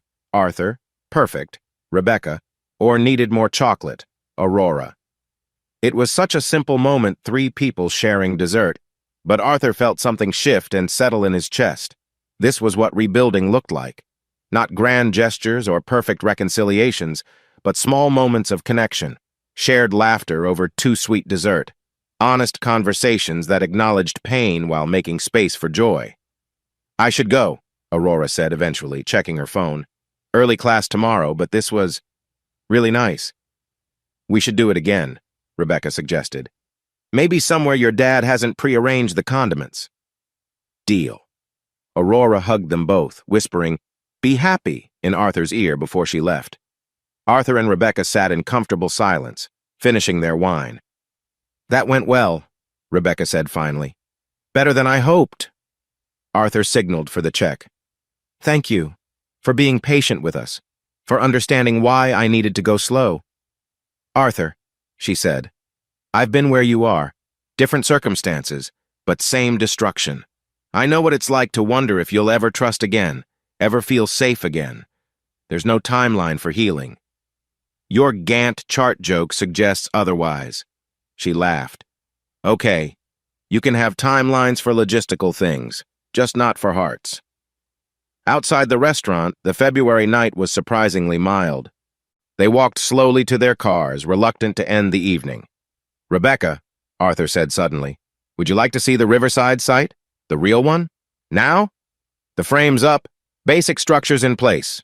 It's beautiful at night with the city lights behind it." He felt like a teenager asking for a first date. "I know it's not a traditional romantic gesture, but..." "Yes," she interrupted. "Show me what you're building." 20 minutes later, they stood at the construction site, Arthur pointing out where the community center would go, the playground, the green spaces designed to give kids safe places to play. Rebecca listened with genuine interest, asking questions about sustainable materials and resident services. "This is what you should have been building all along," she said. "Not just structures, but communities. Homes, not just houses. I'm trying to do better, be better." He turned to face her. "You make me want to be better. You already were. You just needed reminding." She stepped closer. "Can I tell you something? That first day I came to your office, I was terrified. I'd rehearsed my pitch a dozen times, convinced you'd throw me out." "Why?" "Because I was asking you to revisit your trauma for the benefit of strangers. Most people would have said no. Most people didn't have Marcus glaring at them from the doorway, wondering why they were being rude to the nice doctor lady." "Is that why you said yes?" "No." Arthur cupped her face gently. "I said yes because you reminded me that building things that matter is about more than physical structures. And because..." He paused, then decided on honesty. "Because you walked into my dusty office at 7 in the morning with paint on your sweater and fire in your eyes, and I thought, there's someone who understands that beautiful things can come from broken places." "Arthur." He kissed her then, soft and careful, giving her room to pull away. Instead, she leaned in, her hands finding his shoulders, anchoring them both. When they parted, Rebecca was smiling. "So what happens now?" "Now?" Arthur looked out at the skeleton of the building, at the promise of homes and hopes and new beginnings. "Now we keep building, day by day, brick by brick, together, if you'll have me." "I'm a therapist," she said. "I know how messy relationships can be, how much work they take, how easy it is to fall into old patterns. And I think you're worth the work." She took his hand. "We both are." They stood there in the construction site, surrounded by the bones of future homes, the city lights painting everything in gold and shadow. Arthur thought about foundations and trust, about second chances, and the courage to be vulnerable again. "Fair warning," he said. "I'll probably make spreadsheets about our relationship milestones." "Fair warning back," she replied. "I'll probably analyze them from a psychological perspective." "Sounds perfect." And standing there with Rebecca's hand in his and the promise of something real and honest between them, it actually did. 1 year later, the wedding was nothing like his first one. Where Arthur and Audrey's ceremony had been a production 300 guests, Country club reception, wedding planner managing every detail. This was intentionally intimate. 50 people in Rebecca's aunt's backyard in Savannah, string lights twinkling in the Spanish moss, the smell of jasmine heavy in the April air. "Stop fidgeting," Brooke commanded, adjusting Arthur's boutonniere for the third time. "You look perfect." "I'm not fidgeting." He tugged at his collar. "It's just warm. It's 70 degrees and you build houses in Georgia summers. Try again." Marcus appeared with a glass of whiskey. "Thought you might need this, boss. I don't drink before." Arthur saw their matching expressions and took the glass. One sip. "There he is."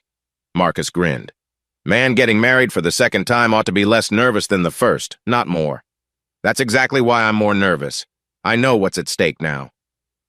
The backyard had been transformed into something from a fairy tale. Rebecca's cousins had strung lights through every tree, creating a canopy of stars. Simple wooden chairs faced an arbor wrapped in white roses and baby's breath. It was elegant without trying too hard, beautiful without being ostentatious, like Rebecca herself. "5 minutes," someone called, and Arthur's stomach flipped. "Dad?" He turned to find Aurora in her bridesmaid dress, a flowing sage green that complemented her coloring. She'd asked to stand with him, while Rebecca's daughter from her first marriage stood with her. Modern families, the officiant had said with a smile, required modern solutions. "You okay?" Aurora asked, taking his arm. "Shouldn't I be asking you that?" "I'm fine. Better than fine." She straightened his tie unnecessarily, a gesture so maternal it made his chest tight. "You know what today is? Saturday? It's 18 months since the trial ended, since everything fell apart." She met his eyes. 18 months, Dad, and look where we are." He looked around at Brooke laughing with Rebecca's sister, at Marcus teaching Rebecca's nephews card tricks, at the mismatched collection of family and friends who'd come to celebrate new beginnings. "We made it," he said quietly. "We made it," Aurora agreed. "And not just survived, we actually built something better." The music started, a simple guitar melody that Rebecca had hummed one morning while making coffee. Arthur took his position under the arbor, Aurora beside him, his heart hammering against his ribs. Then the back door opened, and Rebecca appeared. She'd chosen a simple cream dress, tea-length with delicate lace sleeves. Her hair was pinned up with small white flowers, a few curls escaping to frame her face. She looked radiant, happy, real. Their eyes met across the yard, and Arthur felt everything else fade away. The nervous energy, the weight of the past, the fear of the future, all of it dissolved in the face of this woman who'd helped him rebuild not just his life, but his capacity for joy. Christina, Rebecca's daughter, walked beside her, a poised 10-year-old who'd been through her own journey of betrayal and recovery. She'd been shy around Arthur at first, but had slowly warmed to his patient presence and terrible dad jokes. When Rebecca had told her about the engagement, Christina's first question was whether she could help design their new house. The ceremony was brief, personal. They'd written their own vows, despite Arthur's protests that he was better with blueprints than words. "Rebecca," he began, his voice steadier than he'd expected. "A year and a half ago, I was a man surrounded by ruins. Everything I'd built had collapsed, and I didn't know if I'd ever trust my own foundation again. Then you walked into my office with paint on your sweater and a folder full of dreams and showed me that the strongest structures are the ones that bend without breaking." He paused, seeing tears gather in her eyes. "You taught me that love isn't about perfection or guarantees. It's about choosing to build together, even when you know that life can bring earthquakes. It's about creating something flexible enough to weather storms and strong enough to shelter others." He took her hands. "I promise to keep building with you brick by brick, day by day. To be your foundation when you need stability and your open door when you need freedom. To love you not in spite of our complicated histories, but because of how they've shaped us into people who know the value of second chances." Rebecca was openly crying now, not bothering to hide it. "Arthur," she began, her voice wavering before finding its strength. "When I met you, I thought I was recruiting a partner for a nonprofit. I had no idea I was finding a partner for life. You've shown me that strength isn't about never falling. It's about how you rebuild after the collapse. You've taught me that vulnerability isn't weakness. It's the ultimate courage. She squeezed his hands, grounding them both. You make spreadsheets for your emotions and color code your personal growth. You explain your feelings using construction metaphors and measure trust in load-bearing capacities. You are wonderfully, uniquely yourself, and I love every bit of it. Her smile broke through the tears. I promise to help you build a life that honors both our pasts while creating space for our future. To be your architect when you need vision and your construction crew when you need support. To love you through every renovation, every addition, every unexpected repair that life requires. The rings? The efficient prompted. Christina and Aurora stepped forward together, each producing a simple gold band. They'd gone shopping together, these two girls navigating the strange territory of blended families with more grace than most adults.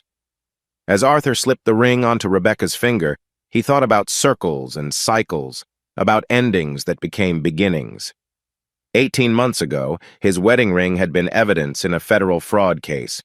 Now this new ring was a promise of something better, not perfect, but honest. I now pronounce you husband and wife, the officiant said. You may kiss your bride. The kiss was tender, a seal on promises made with full knowledge of how easily promises could break. The gathered crowd erupted in cheers, Marcus whistling loud enough to wake the neighbors. Ladies and gentlemen, the officiant announced, I present to you Mr. and Mrs. Morrison. Actually, Rebecca said, still holding Arthur's face in her hands, Dr. and Mr. Santos Morrison. Arthur laughed, pulling her close. I love you, Dr. Santos Morrison. I love you too, Mr. Santos Morrison. The reception was pure joy. No assigned seating, no formal program, just good food and better company. Marcus gave a toast that had everyone in tears, talking about watching Arthur rebuild himself like a master craftsman restoring a historic home, keeping all the good bones while updating the wiring. Brooke followed with stories of Arthur as a little brother, always building something, even if it was just to knock it down and build it better. Aurora spoke last, her voice clear and strong. They say you can't choose your family, but that's not true. Every day we choose whether to show up for each other, whether to forgive, whether to try again.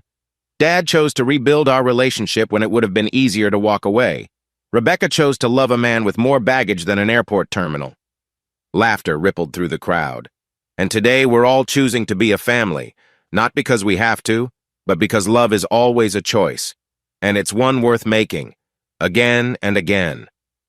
Later, as the sun set and the string lights took over, Arthur found himself on the makeshift dance floor with Christina. She stood on his feet like Aurora used to, letting him waltz her around to some old Motown song. Mr. Arthur, she said quietly. Yeah, sweetheart. Are you going to be my dad now? Arthur's steps faltered. They'd been careful not to push, to let Christina set the pace of their relationship. I'd like to be whatever you need me to be, he said carefully. Your mom and I are a team now, which means I'm here for you, always. But you get to decide what you want to call me and how you want this to work. She considered this with the gravity only a 10-year-old could muster. My real dad is in jail. I know. He's not a bad person. He just did bad things. That's a very mature way to look at it. Mom says people are complicated, that good people can make bad choices and bad people can do good things. She looked up at him. Are you a good person? Arthur thought about the question seriously. I try to be. I've made mistakes, big ones, but I try to learn from them and do better. That's good, Christina decided. I think I'd like to call you Dad. Not all the time, but sometimes. Is that okay? Arthur's throat tightened. That's more than okay. That's an honor. She nodded, satisfied, and went back to standing on his feet. Over her head, Arthur caught Rebecca's eye.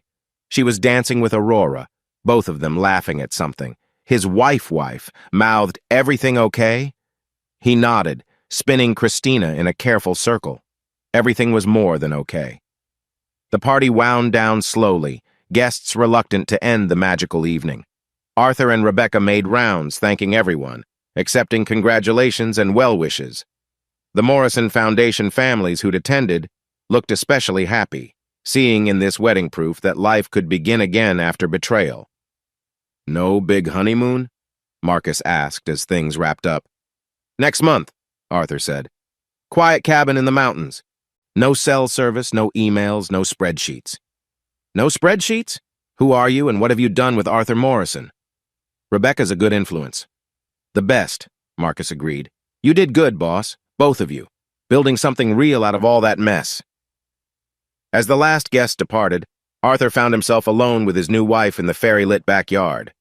Aurora and Christina had gone inside to change, giving them a moment of privacy. "How are you feeling, Mr. Santos Morrison?" Rebecca asked, wrapping her arms around his waist. "Like the luckiest man in Georgia."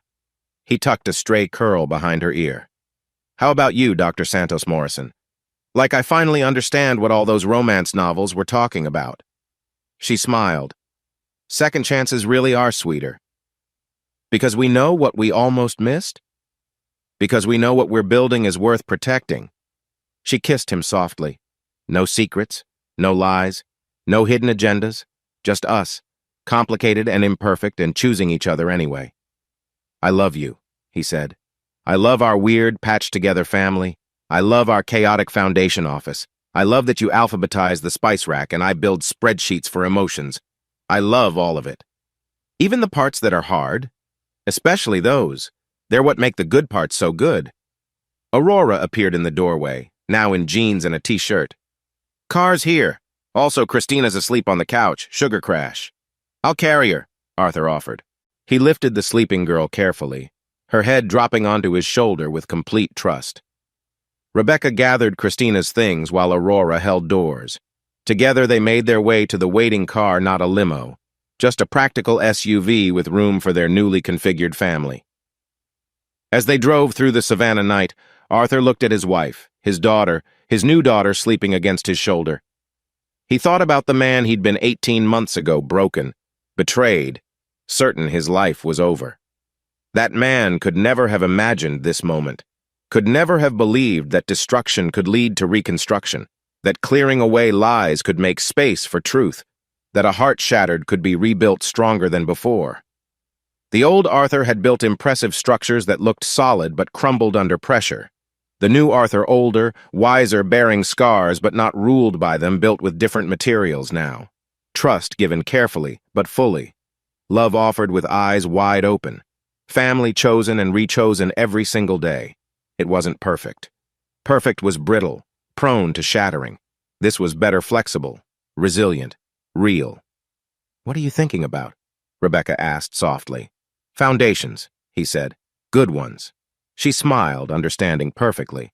"Because that's what you did when you married your best friend, your partner. Your second chance, you learned each other's languages, even when those languages involved construction metaphors and therapeutic frameworks." "Home?" the driver asked as they reached the city limits. Arthur looked at his family, biological, chosen, and everything in between. "Yeah," he said, "home." And for the first time in his life, he knew exactly what that word meant. The letter arrived on a Tuesday morning in May, 2 years after the wedding. Arthur was reviewing blueprints for a new community center when Christina burst into his home office, waving an envelope like a flag. "Dad, there's a letter from some fancy law firm in Atlanta. It's addressed to you, but it says urgent, in big red letters." At 12, Christina had grown into a confident young woman who'd fully embraced her role in their blended family. She'd taken to calling him Dad full-time about a year ago, a development that still made his heart squeeze every time he heard it. "Let me see, sweetheart." Arthur set down his pencil, accepting the thick envelope. The return address made him pause. Whitman, Greer and Associates, high-end firm, the kind that handled estates for Atlanta's old money. "What is it?" Rebecca appeared in the doorway, coffee mug in hand. Even on a lazy Saturday morning, she looked put together in her weekend casual wear jeans and one of his old Morrison Construction t-shirts that she'd claimed as sleepwear years ago. Arthur broke the seal, pulling out several official-looking documents. As he read, the blood drained from his face. "Arthur?" Rebecca's voice sharpened with concern. "It's from Brian's lawyer," he said slowly. "Brian died 3 weeks ago. Heart attack in federal prison. Christina's eyes widened. Brian? The man who— Yes, Rebecca said gently, moving to put an arm around her daughter. Why don't you go check on your homework, sweetheart? Dad and I need to discuss this. But I finished my— Christina caught her mother's look and sighed. Fine, but you have to tell me what's going on later. I'm not a little kid anymore. After she left, Rebecca took the letter from Arthur's numb fingers, scanning its contents. Her expression grew increasingly bewildered. He left you everything, she breathed. His entire estate, the house in Buckhead, investment accounts, and— She flipped to the second page. A property in Blue Ridge, some kind of mountain estate. Why? Arthur stood abruptly, pacing to the window. Outside, their suburban neighborhood was coming alive with Saturday morning rituals, kids on bikes, neighbors walking dogs, normal life continuing while his past reached out with cold fingers. Why would he leave me anything? There's a personal letter. Rebecca held up a sealed envelope. From Brian. Arthur stared at it like it might bite. Part of him wanted to burn it unread. But the bigger part, the part that had spent 2 years building a foundation dedicated to understanding and healing from betrayal, needed to know. He opened it with steady hands. Arthur, if you're reading this, then my heart finally gave out. The doctors said it was only a matter of time, apparently. 20 years of high-stress criminal enterprise isn't good for your cardiovascular system. Who knew? I'm leaving you everything because I owe you a debt I can never repay. Not just for what I took your wife, your daughter's trust, your money, but for what I prevented you from becoming. You could have been like me, Arthur. Brilliant, successful, and completely hollow inside. The house in Blue Ridge contains something you need to see.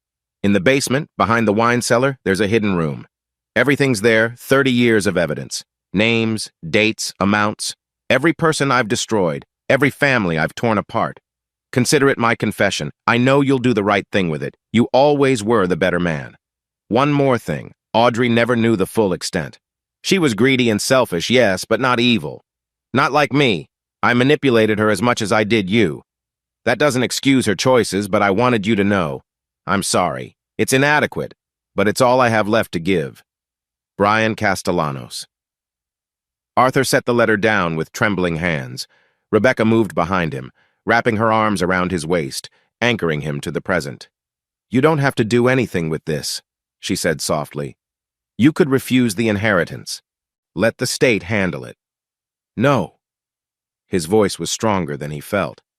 If there are more victims out there, they deserve justice, or at least answers. The FBI will want to be involved. I know. He turned in her arms, meeting her concerned gaze. Will you come with me? To the house? Of course. But Arthur, are you sure you're ready for this? You've worked so hard to move forward. That's exactly why I need to do this. He cupped her face gently. The foundation isn't just about helping victims heal. It's about preventing future victims. If Brian's records can help us understand how these predators operate, how they network. He trailed off, seeing understanding dawn in her eyes. When do we go? Tomorrow. Aurora's coming for dinner tonight, remember? I don't want to cancel on her. That evening, as they sat around the dinner table, Arthur, Rebecca, Christina, and Aurora, with her new husband, David Arthur, broke the news about Brian's death and bequest. The reactions were varied but predictable. Good riddance, Aurora said flatly, then caught herself. Sorry. I know we're supposed to forgive and all that, but you don't have to forgive anyone until you're ready, Rebecca said gently. Or ever, if that's what you need. David, a pediatric surgeon who'd won Arthur's approval through his steadfast support of Aurora's complicated family dynamics, squeezed his wife's hand. What are you going to do with the inheritance? Investigate first, Arthur said. Then probably liquidate everything and put it toward victim compensation. It seems appropriate. Poetic justice, Christina chimed in, then blushed. Sorry, we're studying irony in English class. That's exactly what it is, Aurora agreed, smiling at her stepsister. The bond between them had been unexpected but genuine, Aurora playing the role of cool older sister with enthusiasm. Are you okay, Dad? Aurora asked, studying his face with the clinical eye of someone who'd spent 3 years studying psychology. This has to be bringing up a lot. Arthur considered the question. Was he okay? Brian was dead. The man who'd orchestrated the destruction of his family, who'd stolen decades of his life, was gone. He waited for the surge of satisfaction, of closure. Instead, he felt empty. Not sad, exactly. Just aware of the pointlessness of it all. Brian had died alone in a prison cell, his empire of lies crumbled, his legacy one of pain and broken trust. "I'm okay," he said finally. "Just thinking about waste. All that intelligence, all that capability, used for destruction instead of building something worthwhile." "Some people are just broken," David offered. "No amount of opportunity or advantage can fix that." "Maybe," Arthur said. "Or maybe they just never had someone show them a different way." The next morning, Arthur and Rebecca drove north toward Blue Ridge, leaving the Atlanta suburbs behind for the winding mountain roads of North Georgia. The May weather was perfect clear skies, temperatures in the 70s, dogwoods still showing their last blooms. "I've never understood the appeal of mountain estates," Rebecca said as they climbed higher into the Appalachian foothills. "So isolated, so removed from everything." "Perfect for hiding secrets," Arthur replied grimly. The GPS led them down increasingly narrow roads until they reached a gated entrance marked only by a number. Arthur punched in the code the lawyers had provided, and the gates swung open to reveal a winding driveway through dense forest.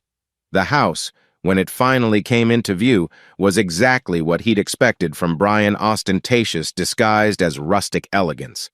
Log and stone construction, massive windows overlooking the valley, probably 10,000 square feet of space designed to impress and intimidate. "Subtle," Rebecca murmured. They parked and approached the front door, massive hand-carved wood with iron details. The key turned easily, and they stepped into a foyer that belonged in a luxury hotel, not a private home. "The basement's this way," Arthur said, consulting the lawyer's notes. They descended a curved staircase to find a lower level that was nicer than most people's main floor's game room, home theater, bar that could stock a restaurant. The wine cellar was behind the bar, temperature-controlled and filled with bottles that probably cost more than most people's cars. "Behind the wine cellar," Arthur repeated Brian's words, running his hands along the back wall. His contractor's eye caught at a seam too straight to be natural, hinges painted to match the wood. The hidden door opened to reveal a room that made them both stop short. It wasn't the villainous lair of movie cliches. Instead, it looked like the world's most organized evidence locker. File cabinets lined 3 walls, each drawer meticulously labeled with dates. A desk held several computers and hard drives. Boxes of documents were stacked with military precision. But it was the 4th wall that made Rebecca gasp. Photos, hundreds of them. Families Brian had destroyed, arranged chronologically. At the center, larger than the rest, was a photo Arthur recognized his own family portrait from Aurora's high school graduation, pre-betrayal, when they'd still believed in their perfect life. "My God," Rebecca whispered. Arthur moved to the nearest file cabinet, pulling out a folder at random. Inside were bank statements, emails, photos, the complete destruction of someone's life, documented with accountant-like precision. He kept records of everything, Arthur said, feeling sick. Like trophies. "Or confession," Rebecca countered, her therapist mind working. "Look at the organization. This isn't prideful display. It's compulsive documentation. He was building his own prosecution." They spent the next 2 hours doing a preliminary survey, barely scratching the surface. The scope was staggering. Brian hadn't just destroyed a few families, he'd run an entire network, teaching others his methods, franchising fraud like a twisted business model. "We need to call Agent Chen," Arthur said finally, referring to their FBI contact who'd handled the original case. "Wait." Rebecca was staring at a banker's box labeled with the current year. "This is dated last month. How is he adding to this from prison?" Arthur opened the box, finding a single manila envelope inside. His name was written on it in Brian's handwriting. Inside was a key and an address in downtown Atlanta. Nothing else. "Another mystery," Rebecca sighed. "He couldn't just make it simple, could he?" "Brian never did anything simple," Arthur replied. "It's why he got away with it for so long." They locked the room and made their way back upstairs, both needing fresh air after the oppressive atmosphere of Brian's secret museum. On the deck overlooking the valley, Arthur called Agent Chen and arranged for a team to come secure the evidence. "What do you think is at the Atlanta address?" Rebecca asked as they waited. "No idea. Another property? More evidence? Or another game?" She studied him with concern. "You know you don't have to follow every breadcrumb he left, right? You could let the FBI handle it all." Arthur considered this, looking out at the peaceful mountain view that Brian had used to hide such ugly secrets. "I know, but I need to see this through, for all the families in those files who don't even know yet that they were victims." "For them," Rebecca agreed. "Not for Brian." "Never for Brian." The FBI arrived within 2 hours, a full forensics team that immediately took control of the scene. Agent Chen, a compact woman with sharp eyes and an unflappable demeanor, took their statements with professional efficiency. "This is bigger than we thought," she admitted after an initial survey. "We're going to need weeks to process all this, maybe months." "The key?" Arthur showed her the envelope with the Atlanta address. "We'll check it out. But Mr. Morrison, I need you to understand you're under no obligation to be involved further. You've done more than enough." "I know," Arthur said. "But I'm seeing this through." Chen nodded, unsurprised. "Then we'll keep you informed. But please no investigating on your own. If Brian left traps or dangers, let us handle them." As they drove back to Atlanta, Rebecca was quiet, processing everything they'd seen. Finally, she spoke. "You know what struck me most? The photo wall. He kept your family in the center, even after all the others. You weren't just another victim to him." "What was I then?" "I think," she said slowly, "you were the one that mattered, the one he actually felt guilty about. Everything else was business. You were personal." Arthur thought about this as the mountains gave way to suburbs. Brian Brilliant, manipulative, hollow Brian had saved him for last, had documented his destruction more thoroughly than any other, had in the end left him everything as some twisted form of penance. "It doesn't change anything," he said finally. "No," Rebecca agreed, "but it explains the letter. He knew you'd do what he couldn't make it right, or as right as it can be made." They drove the rest of the way in companionable silence, hands linked over the center console. Whatever Brian's final game revealed, they'd face it together. That's what partners did. What families did. The past could reach out with cold fingers, but it couldn't drag them back. Not anymore. They'd built something stronger than Brian's lies, more enduring than his manipulations. They'd built a life worth living, and no ghost, however persistent, could take that away. 3 years later, the Morrison Center for Family Trauma stood like a beacon of hope in downtown Atlanta, its modern glass and steel design a deliberate contrast to the old demons it helped people face. Aurora stood in the main conference room, making final adjustments to the chairs arranged in a circle. In 10 minutes, her weekly support group for young adults from fractured families would begin. "Nervous?" Christina asked from the doorway, carrying a box of tissues and water bottles, the essential supplies for any good therapy session. "Always," Aurora admitted. 3 years of running these groups and I still get butterflies. That's what makes you good at it." Christina, now 15 and volunteering at the center after school, had developed in wisdom beyond her years. "Dad says the day you stop being nervous about helping people is the day you should find another job." "Dad says a lot of things," Aurora smiled, thinking of Arthur's endless construction metaphors applied to therapy. "Is he coming to the board meeting later?" "Yeah, he and Mom are meeting with the FBI first, though. Something about the last of Brian's network finally being prosecuted." The Brian Castellanos case had become a textbook study in financial fraud and manipulation. The evidence from the Mountain House had led to 17 arrests, the recovery of millions in stolen assets, and most importantly, closure for dozens of families who hadn't even known they were victims. The door opened and participants began filing in young people between 18 and 25, all dealing with the aftermath of family betrayal. Aurora knew each of their stories, had walked with them through months of processing and healing. "Let's begin," she said once everyone was settled. "Who'd like to share this week?" A young man named Jerome raised his hand tentatively. I saw my dad last week, first time in 2 years. The group leaned in, offering silent support.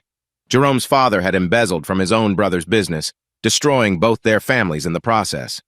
How was it? Aurora asked gently. Weird. He looked smaller, older, like prison had shrunk him. Jerome twisted his water bottle. He apologized, said he was in recovery, working the steps, wanted to make amends. How did that feel? I wanted to forgive him. I wanted to be the bigger person, you know? But when I opened my mouth, all that came out was, why? And he couldn't answer. Just kept saying he was sorry. Aurora nodded. Sometimes, why is the hardest question. And sometimes there isn't an answer that makes sense. My mom says I should forgive him, Jerome continued. Says holding on to anger is like drinking poison. That's a common saying, Aurora said carefully. But forgiveness isn't something you owe anyone. It's something you do for yourself if and when you're ready. And readiness looks different for everyone. Did you forgive your mom? Keisha, another group member, asked Aurora directly. Aurora considered the question. It was one she got often, and her answer had evolved over the years. I've made peace with what happened, she said finally. I understand the choices she made, even if I don't agree with them. She died before we could fully reconcile, but I've forgiven the woman. She was flawed, desperate, human. That doesn't mean I've forgotten or that the hurt is completely gone. It just means I've chosen not to let it define my future. But your dad raised you, Keisha pressed. Even though you weren't his biological kid, my stepdad won't even look at me since he found out I'm not his. Every situation is different, Aurora said. My dad, and yes, Arthur Morrison is my dad in every way that matters, made a choice to love me regardless of biology. But that was his choice to make. You can't force someone to see you as family. What you can do is build your own definition of family with people who choose you back. The session continued, stories flowing around the circle. Christina took notes for the center's research program, documenting patterns and healing strategies that might help future groups. Afterward, as Aurora cleaned up, she found herself thinking about her mother. Audrey had died in prison 3 years ago, a heart attack at 51. The news had hit Aurora harder than she'd expected, grief mixed with anger and a profound sense of waste.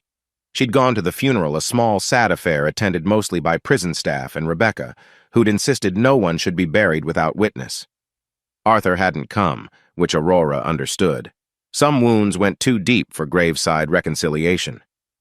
Good session, Christina said, helping stack chairs. Jerome's making progress. They all are. That's the amazing thing about humans, we're built to heal, even from the worst betrayals. Speaking of which, Christina hesitated. I've been thinking about reaching out to my dad. Aurora stopped mid-stack. Daniel Santos was serving 8 years for fraud, following in Brian's footsteps right into federal prison. Have you talked to your mom about this? Not yet. I wanted to run it by you first. You know, someone who's been through it. Aurora sat down, patting the chair beside her. Christina joined her, suddenly looking very young. What's prompting this? Aurora asked. He wrote me. Has been writing, actually. Mom's been saving the letters, letting me decide when or if I want to read them. Christina pulled out a bundle of envelopes, worn from handling. I finally read them last week. And he sounds different. Smaller, like Jerome said. He keeps talking about this therapy program he's in, how he's understanding why he did what he did. He doesn't ask for forgiveness, just wants me to know he loves me and he's sorry. Aurora chose her words carefully. What do you want to do? I don't know. Part of me wants to see him, to see if he's really changed, but part of me is scared it's just another manipulation. How do you tell the difference? Time, Aurora said simply, and boundaries. If you decide to reach out, you do it on your terms. You control the pace, the place, the parameters, and you don't go alone. Would you come with me if I decided to go? Aurora's heart clenched. 3 years ago, she'd been the scared young woman needing support. Now she was the one offering it, the cycle of healing, continuing forward. Of course, she said, if that's what you need. The board meeting that afternoon was held in the center's main conference room, the walls lined with success stories and testimonials from families who'd found hope within these walls. Arthur and Rebecca arrived just as Aurora was pulling up the quarterly reports. "How's our favorite executive director?" Arthur asked, kissing Aurora's cheek before taking his seat. "Drowning in paperwork and loving every minute," Aurora replied. "How was the FBI meeting?" "Final arrests made," Rebecca reported. "The last of Brian's students are in custody. Chen says the case will be studied for years. The scope was unprecedented." "Speaking of unprecedented," Marcus said, entering with a grin and a folder. "Wait until you see the donation numbers for this quarter." The meeting proceeded with the usual mix of financial reports, program updates, and strategic planning. The Morrison Center had grown from a small non-profit to a nationally recognized resource, with satellite locations in 3 states and plans for more. "There's one more item," Aurora said as the meeting wound down. "Personal news, actually." She took a breath. "David and I are expecting." The room erupted. Rebecca actually squealed, something Aurora had never heard her do. Arthur sat frozen for a moment before his face split into the widest grin she'd ever seen. "I'm going to be a grandfather," he said wonderingly. "The best grandfather," Aurora confirmed, tears pricking her eyes. "Due in November." "Oh, we have to plan." Rebecca immediately went into organization mode. "Baby shower, nursery design, pediatrician selection." "Mom," Christina laughed. "Let her breathe." But Aurora was laughing too, swept up in the joy of the moment. This was what family looked like. Not perfect, not without its scars, but real and present and choosing each other every day. Later, after the others had gone, Arthur lingered in Aurora's office. She found him staring at a photo on her wall, the 2 of them at her wedding last year, dancing to Unforgettable. "You okay, Dad?" He turned, eyes suspiciously bright. "Just thinking about time, how it changes things. 15 years ago, I thought I'd lost everything, my wife, my daughter, my life, and now you have a wife who actually loves you, 2 daughters who adore you, a grandson on the way, and a legacy that helps thousands of families," Aurora finished. "Not bad for a Plan B." "Plan B," he chuckled. "You know what the funny thing is? I can't imagine wanting Plan A anymore. Even if I could go back knowing what I know now, I wouldn't change it."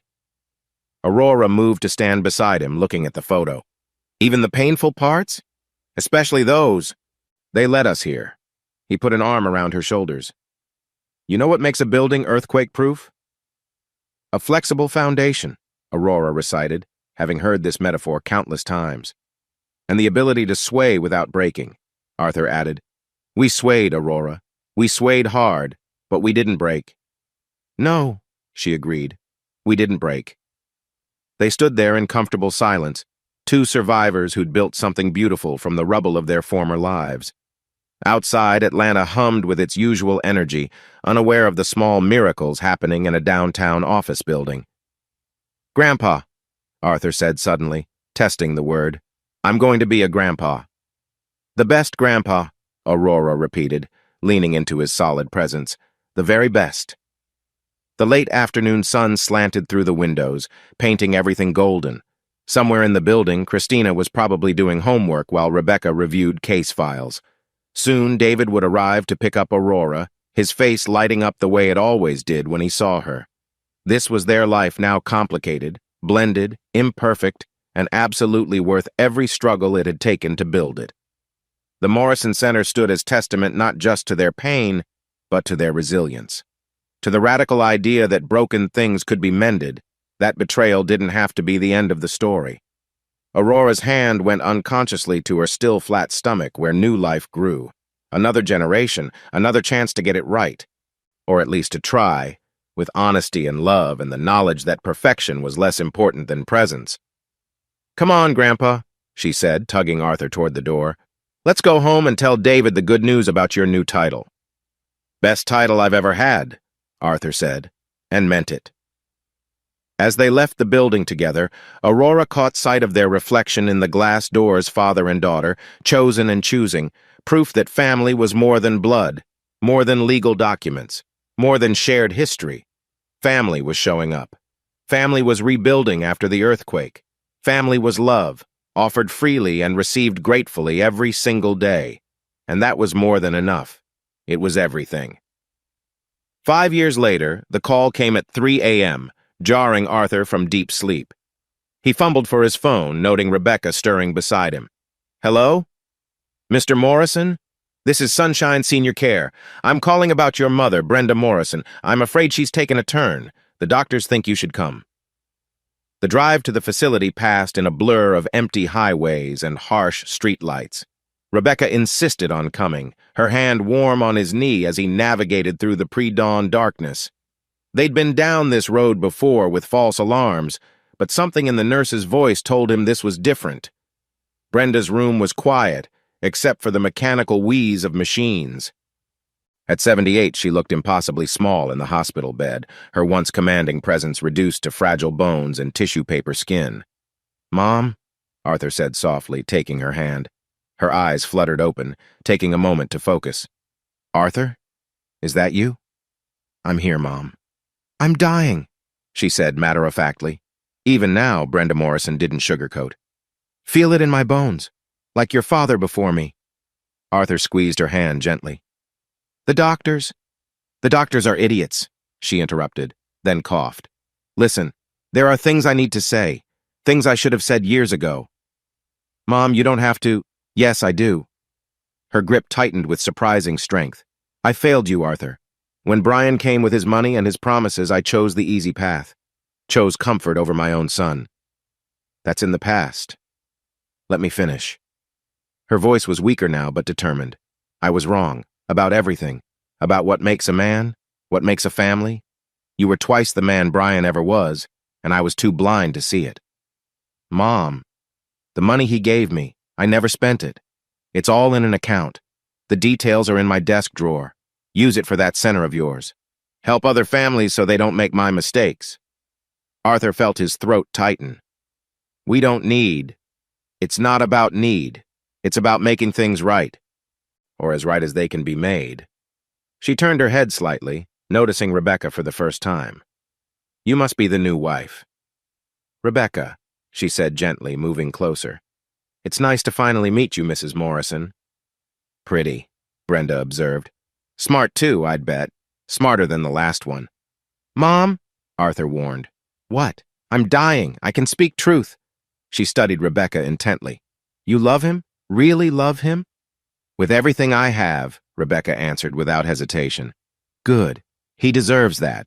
Deserved it the first time too, but—" Brenda's voice trailed off, energy flagging. "You should rest," Arthur said. "In a minute. Where's Aurora? And the baby?"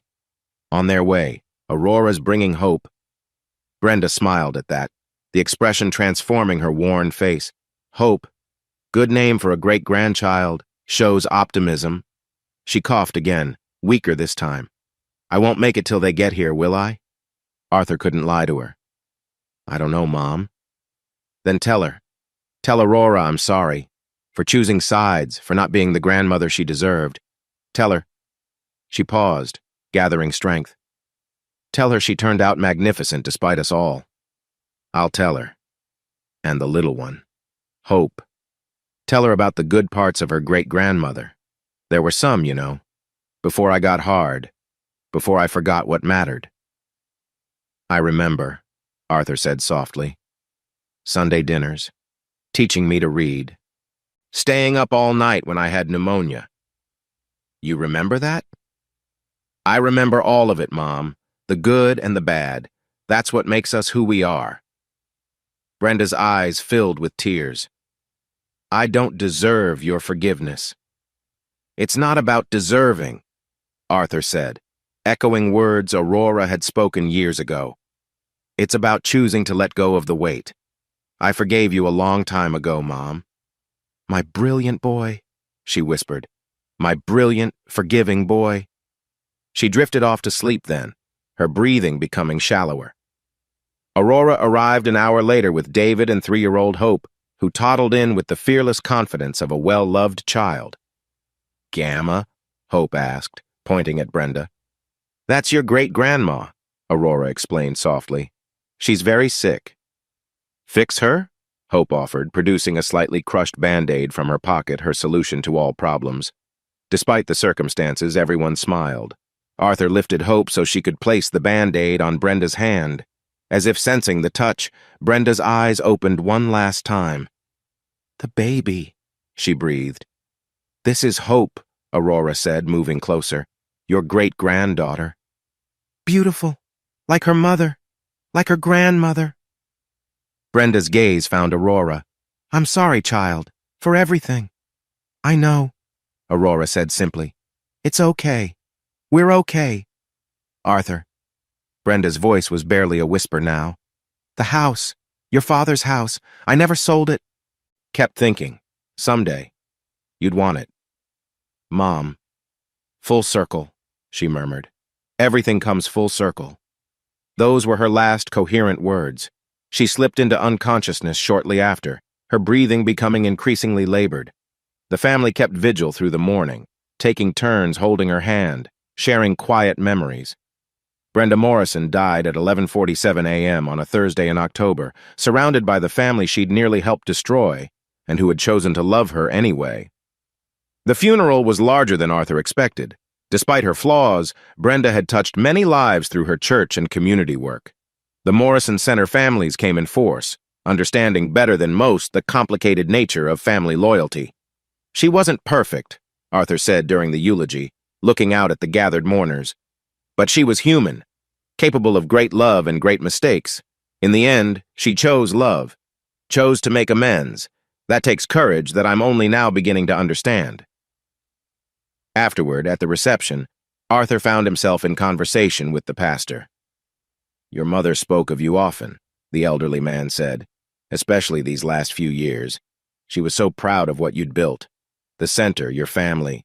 She called it her greatest shame and greatest pride that you'd become who you were not because of her, but in spite of her." "She was wrong about that," Arthur said. "I became who I am because of her, because of all of it, the good lessons and the bad ones. They all shaped me." Later, Arthur stood in his childhood home for the first time in over a decade. Brenda had been right, she'd kept it exactly as it was. His father's study still smelled of pipe tobacco and disappointment. His childhood room still had the baseball trophies and construction model he'd built in 8th grade. "Weird being back?" Rebecca asked, finding him in the study. "Like time travel," he admitted. "Dad died in this room. Heart attack at his desk, working on another project that was more important than dinner with his family. And now? Now I see it differently. He wasn't choosing work over us. He was hiding just like I did, just like Brian did in his way. All of us men so scared of feelings we'd rather build empires than admit we're human." Rebecca wrapped her arms around him from behind. "You broke the pattern." "We broke the pattern," he corrected. "Aurora, Christina, you. All of us together." "What do you want to do with the house?" Arthur looked around the room that had once seemed like a prison of expectations. "Transform it. Make it into transitional housing for families leaving abusive situations. Dad would hate it." He smiled. Mom would love that he'd hate it. 2 weeks later, they held the groundbreaking ceremony for the Brenda Morrison house, with Hope wielding a toy shovel alongside Arthur's real one. The symbolism wasn't lost on anyone, 3 generations breaking ground on a new purpose for an old pain. "You sure about this?" Marcus asked, watching the construction crew begin demolition. "Lot of memories in these walls." "That's exactly why," Arthur replied. "Buildings aren't just structures. They hold energy, history. This place held too much pain for too long. Time to fill it with hope instead." "Another construction metaphor," Aurora teased, bouncing Hope on her hip. "Dad, you need new material." "Why mess with perfection?" he shot back. The project took 6 months. Arthur insisted on doing much of the work himself, finding something therapeutic in literally deconstructing his childhood home and rebuilding it for a better purpose. Rebecca, Aurora, and Christina all pitched in when they could, turning it into a family project. On the day the first family moved in, a mother and 2 children escaping an abusive marriage, Arthur stood in what had been his father's study, now transformed into a bright playroom. "Think they'd recognize it?" Aurora asked, meaning his parents. "I hope not," Arthur said honestly. "The whole point was to make something new." Hope toddled over, clutching a picture she'd drawn. Colorful scribbles she proudly declared were Gamma's house. "That's right, baby," Aurora said, lifting her daughter. "This is Grandma Brenda's house, where people come to start over." "Like us?" Hope asked with 3-year-old wisdom. "Yeah," Arthur said, his voice thick. "Like us." The dedication ceremony was held on a perfect spring day. The mayor came, as did the media, drawn by the story of redemption and transformation. But for Arthur, the most important guests were the families, those from the Morrison Center who'd found their way back from Betrayal, those who'd be living in the house, those still in the midst of their journey. Brenda Morrison was a complicated woman, Arthur said in his dedication speech. She made mistakes, big ones, but in her final years, she also made choices. To acknowledge those mistakes, to try to make amends, to leave something better behind. He paused, looking at his family in the front row. Rebecca, steady and sure. Aurora, brilliant and compassionate. Christina, grown into a confident young woman. Hope, squirming with toddler energy. David, Marcus, Brooke, and all the others who'd become family by choice rather than chance. This house stands as proof that our mistakes don't have to define our legacy, that it's never too late to choose differently, that sometimes the best thing we can do with our pain is transform it into purpose. The ribbon cutting was messy. Hope insisted on helping, resulting in a somewhat hacked ribbon and lots of laughter. But that felt right too. Nothing about their journey had been neat or clean. It had been messy and painful and ultimately beautiful. As the reception wound down, Arthur found himself back in the playroom with a cup of coffee, watching Hope play with the children who'd be living there. No trace remained of his father's dark, oppressive study. Instead, the room burst with color and life and possibility. "You did it," Rebecca said, joining him. "Full circle, like your mom said." "We did it," he corrected. "All of us." "What would you tell him?" she asked suddenly. "Your dad? If he could see this?" Arthur considered. "I'd tell him I understand, that I forgive him, that I hope somewhere, somehow, he knows that his grandson became everything he couldn't be." "And Brian, what would you tell him?" "Thank you," Arthur said without hesitation, "for being the catalyst, for showing me what I didn't want to become, for leaving the evidence that helped us save so many families. Even broken people can create unexpected good." "Very philosophical, Mr. Morrison." "I'm getting old. It's allowed." He pulled her close. "Besides, someone once told me that holding on to anger is like drinking poison. Smart woman. I married her. She sounds wonderful." "She is." They stood together, watching Hope organize the other children into some elaborate game only she understood. 3-year-old leadership in action, Arthur thought with grandfatherly pride. His phone buzzed. Aurora, texting from across the room. "Dad, stop being antisocial and come join the party. Also, we need to talk. Good news this time, I promise." "Duty calls," he told Rebecca, showing her the text. They found Aurora and David by the dessert table, both glowing with poorly concealed excitement. "So," Aurora said without preamble, "how do you feel about being grandparents again?" Rebecca actually jumped. "Really? Another baby?" "Due in December," David confirmed, grinning. "Hope's going to be a big sister." "Have you told her yet?" Arthur asked. "Tonight. We wanted you to know first." Aurora hugged him tightly. "You're going to need a bigger playroom at the center. This one's a boy." A grandson. Arthur felt his chest tighten with emotion. Another chance, another generation, another link in the chain they were building. "Arthur Jr.?" Rebecca suggested teasingly. "Absolutely not," Aurora laughed. "We're thinking Samuel, David's grandfather, a man who, by all accounts, knew how to build things that lasted." "Perfect," Arthur said, meaning it. The party continued around them, a celebration of endings transformed into beginnings. Hope ran over, chocolate covering most of her face, demanding, "Up, Grandpa!" He lifted her, not caring about the inevitable chocolate transfer to his shirt. "Guess what?" he told her. "You're going to be a big sister." Hope's eyes widened. "Baby?" "Baby," Aurora confirmed. "I'll share," Hope declared solemnly. "Sometimes." Everyone laughed, honest to a fault. just like her great-grandmother, but tempered with the love and security Brenda had never quite managed to give. As the sun set over Atlanta, painting the sky in shades of rose and gold, Arthur looked around at the transformed house, the gathered families, his own growing clan. Brenda had been right. Everything did come full circle, but circles didn't have to be prisons.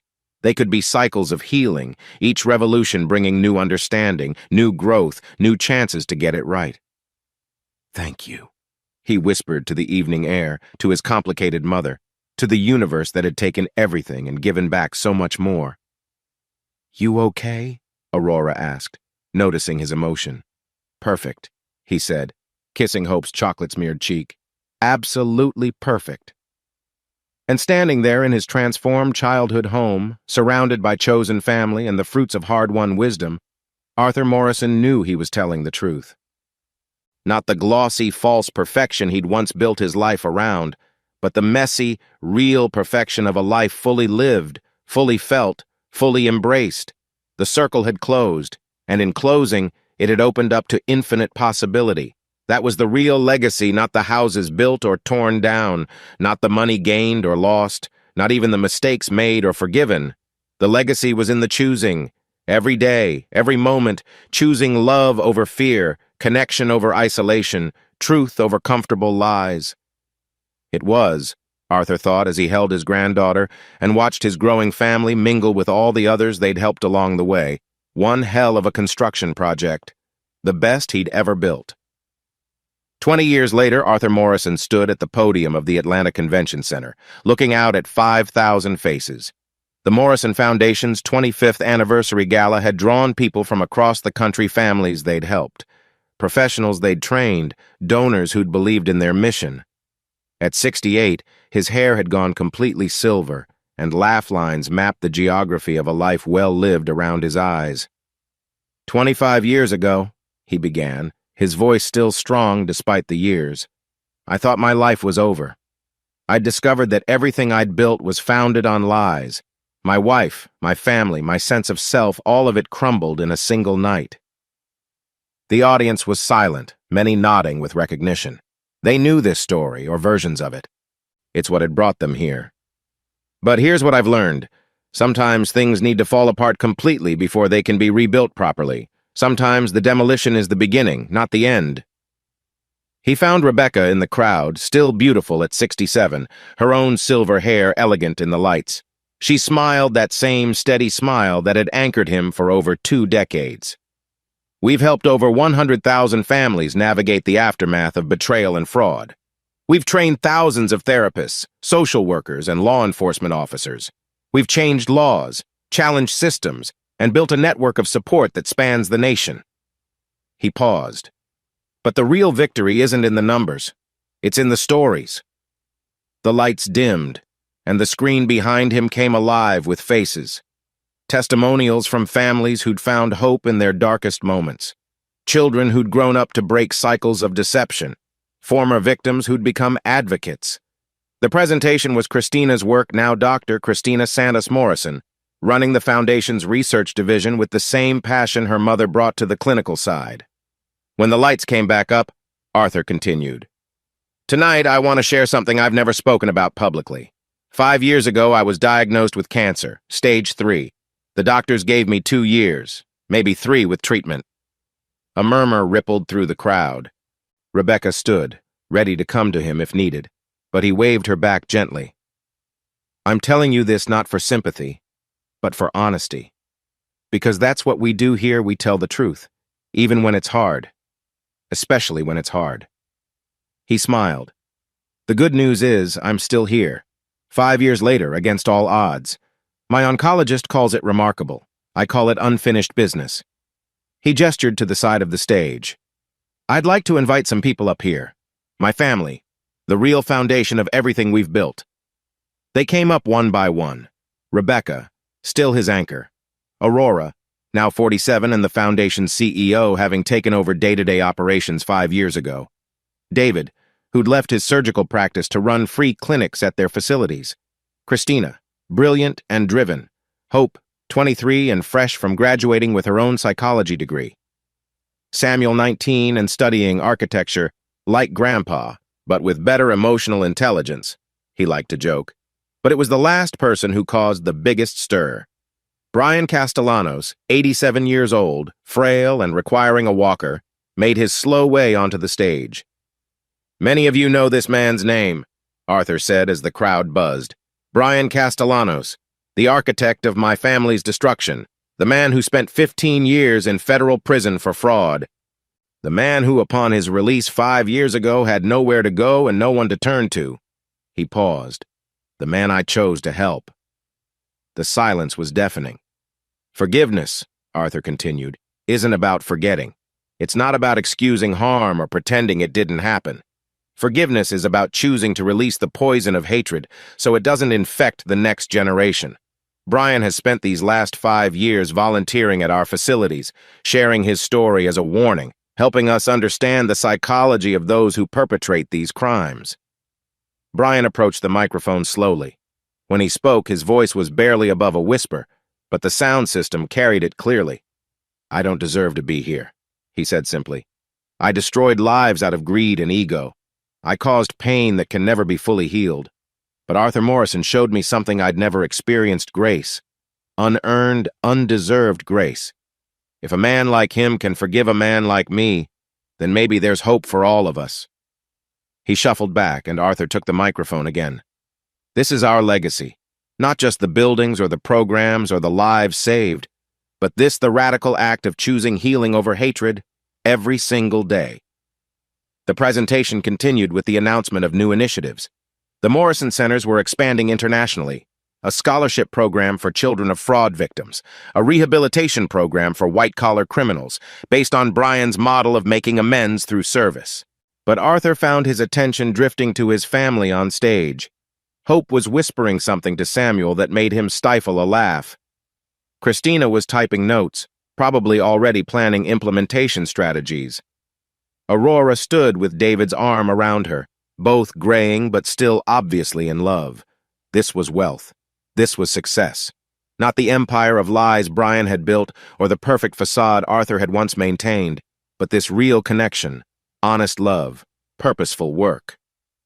"Before we close," Arthur said as the program wound down, "I want to read something. A letter I received last week from a 10-year-old girl named Madison. She wrote, 'Dear Mr. Morrison, my dad went to jail for stealing money. Everyone at school found out and nobody wants to be my friend. My mom cries a lot. We had to move to a small apartment. But then we found your center. Miss Julie helps me talk about my feelings. Mr. James is teaching Mom about money. Yesterday I made a friend in group. Her dad did bad things too. We're not alone anymore. Thank you for showing us that good things can grow from bad things. Love, Madison.'" His voice cracked on the last words. Even after all these years, the letters still got to him. That's why we do this. For Madison, for all the Madisons, for everyone who's ever had their world shattered and wondered if they'd ever be whole again. He looked out at the sea of faces. You can be different than before, scarred maybe, but whole. And sometimes, if you're very lucky and work very hard, you can help others find their wholeness too. The standing ovation lasted 10 minutes. Later at the after-party, Arthur found himself in a quiet corner with Aurora and Hope. 3 generations of Morrisons, shaped by betrayal but not defined by it. "Hell of a speech, Grandpa," Hope said. She'd inherited the Morrison directness along with her mother's compassion. "Language?" Aurora chided automatically, then smiled. "But she's right. You had them eating out of your hand. It's easy when you believe what you're saying." He studied his granddaughter. "Ready for the torch to pass to your generation?" Hope straightened. "I've been ready. The question is whether you're ready to let go." Arthur laughed. "Your grandmother asked me the same thing last week, and Christina, and Samuel. You all seem very eager to push the old man aside." "Not aside," Aurora corrected. "Just into an advisory role. You've been carrying this for 25 years, Dad. Maybe it's time to set down some of the weight." He considered this. The truth was, he was tired. The cancer battle had taken more out of him than he'd admitted publicly. But the work. "I built my first company out of ambition," he said slowly. "Built it to prove something that I was worthy, successful, A real Morrison man. This foundation, though, I built this out of love, out of pain transformed into purpose. It's harder to step back from something built from love. You're not stepping back, Hope said firmly. You're stepping up, to elder statesman, wise counsel, the guy who reminds us why we do what we do when we get lost in the how. When did you get so wise? Good genes, she grinned, and excellent therapy. They were interrupted by Christina rushing over, phone in hand. Dad, I mean Mr. Morrison, Arthur. She took a breath. We just got word. The Senate passed the Morrison Act. Unanimous vote. Arthur felt his knees go weak. The Morrison Act, Christina's brainchild, years in the making, would provide federal funding for fraud victim services nationwide. It would make everything they'd built sustainable beyond any single person or family. We did it, Christina breathed. We actually did it. You did it, Arthur corrected, pulling her into a hug. You and your brilliant brain and your refusal to take no for an answer. I learned from the best, she murmured against his shoulder. Rebecca appeared with champagne, somehow knowing what had happened without being told. 23 years of marriage had given them their own language. To the Morrison Act, she said, raising her glass. To family, Arthur countered, all forms of it. They drank, and Arthur felt a settling in his chest, not an ending, but a completion. The foundation would continue, would grow, would help families for generations. His children, biological and chosen, would carry it forward with their own vision and passion. I need some air, he said, suddenly overwhelmed. He made his way to the balcony, Atlanta spread before him in all its glittering glory. The city had grown so much since he'd first started Morrison construction nearly 50 years ago. Buildings he'd designed dotted the skyline, solid and enduring, but his real legacy wasn't in the steel and concrete. It was in the lives touched, the families healed, the cycles broken. It was in Aurora's strength and Christina's brilliance, in Hope's determination and Samuel's vision, in Rebecca's steadfast love, and even in Brian's late-life redemption. Thought I'd find you here, a voice said behind him. Brian shuffled onto the balcony, moving carefully. The years hadn't been kind to him, prison, age, and the weight of his crimes had taken their toll. It's a good view, Brian said, joining him at the rail. I used to come up here to think, Arthur admitted. When the weight of it all got too heavy, helped to see the bigger picture. I never understood that before, Brian said. The bigger picture. I was always focused on the next score, the next manipulation. Never saw the ripples, never counted the real cost. They stood in silence for a moment, two old men who'd been through war together, even if they'd been on opposite sides for most of it. Do you regret it? Brian asked suddenly. Taking me in, giving me a chance to make amends. Arthur considered. No, it was the right thing to do. Even though people questioned it? Even though some of the families we hurt couldn't understand? Especially then. Forgiveness isn't about what's easy or what makes sense to others. It's about choosing to break the cycle. He looked at Brian. You taught me that, in a way. By showing me what happens when hurt people, generation after generation. Someone has to choose differently. And you chose. We all chose. Every day. That's the secret. It's not one big choice. It's 1,000 small ones. Million tiny decisions to do better than was done to us. Brian was quiet for a long moment. Then, I'm dying, you know. The doctors give me months, maybe weeks. Arthur wasn't surprised. He'd seen the signs, recognized the particular frailty that came with a body shutting down. Are you afraid?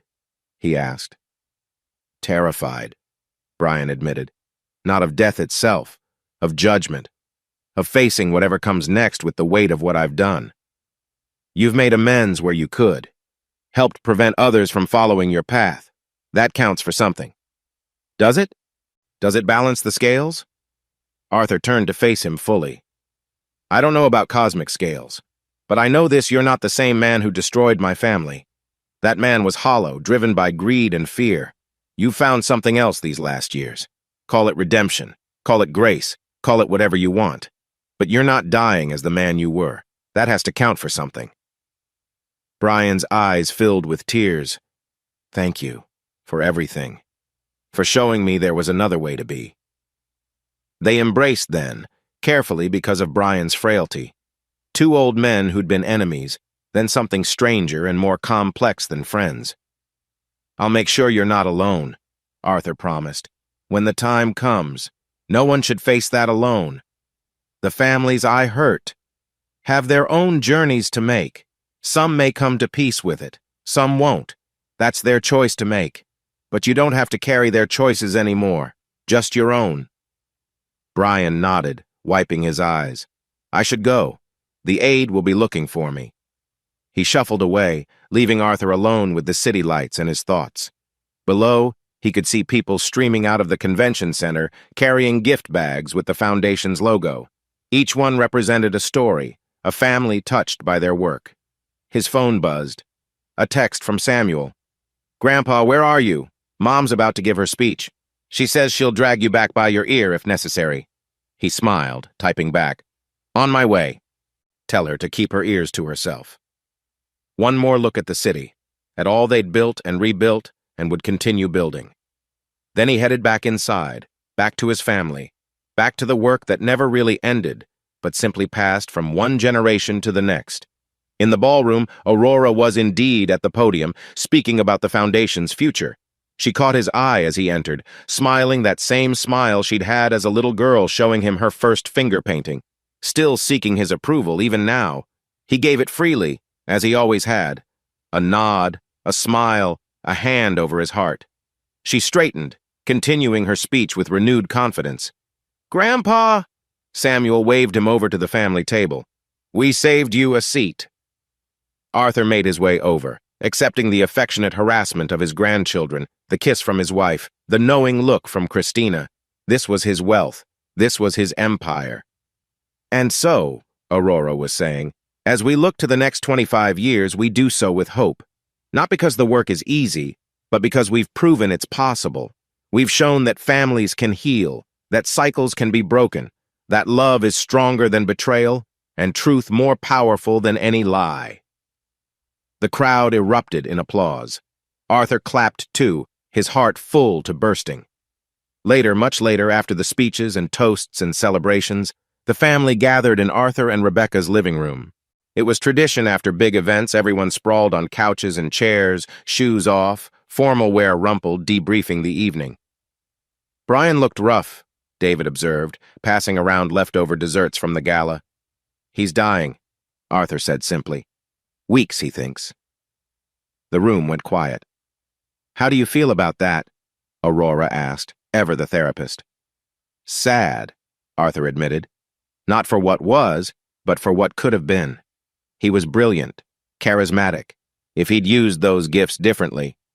But he didn't," Christina said pragmatically, "until the end. That's something." "It is," Rebecca agreed. "Not everyone gets the chance to make amends, or takes it when offered." Hope, curled up next to her mother, spoke up. "Do you really forgive him, Grandpa? Like, really, really?" Arthur considered his granddaughter's question seriously. "Yes. Not all at once and not easily, but yes. Forgiveness was my freedom. Holding on to the anger would have been letting him keep power over me forever." "I don't know if I could do that," Samuel said honestly.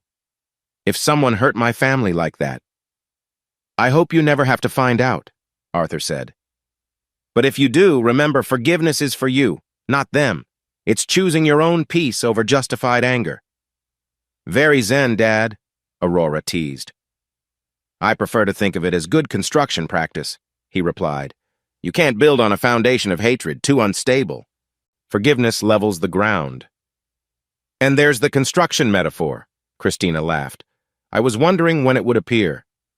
The conversation drifted to other topics: Hope's graduate school applications, Samuel's internship, the Foundation's expansion plans. Normal family chatter, precious in its ordinariness. As the evening wound down and people began to leave, Aurora lingered. "You know," she said, helping clean up coffee cups, "I never thanked you properly." "For what?" "For choosing me. When you found out I wasn't yours biologically, you could have walked away from me too. Some men would have." Arthur set down the dishes he was carrying, giving her his full attention. "Aurora, you were mine from the moment I first held you. Biology couldn't change that. Nothing could change that. I know, but knowing and feeling aren't always the same thing. It took me years of therapy to really believe it. She smiled sadly. I wish Mom could see who we've all become. Despite everything, I think she'd be proud. I think so too, Arthur said carefully. Audrey remained a complicated subject, even after all these years. Do you ever wonder what would have happened if she'd made different choices? If she'd been honest from the beginning? Sometimes. But that way lies madness. We can't change the past, sweetheart. We can only choose what to do with the present. Aurora hugged him tightly. I love you, Dad.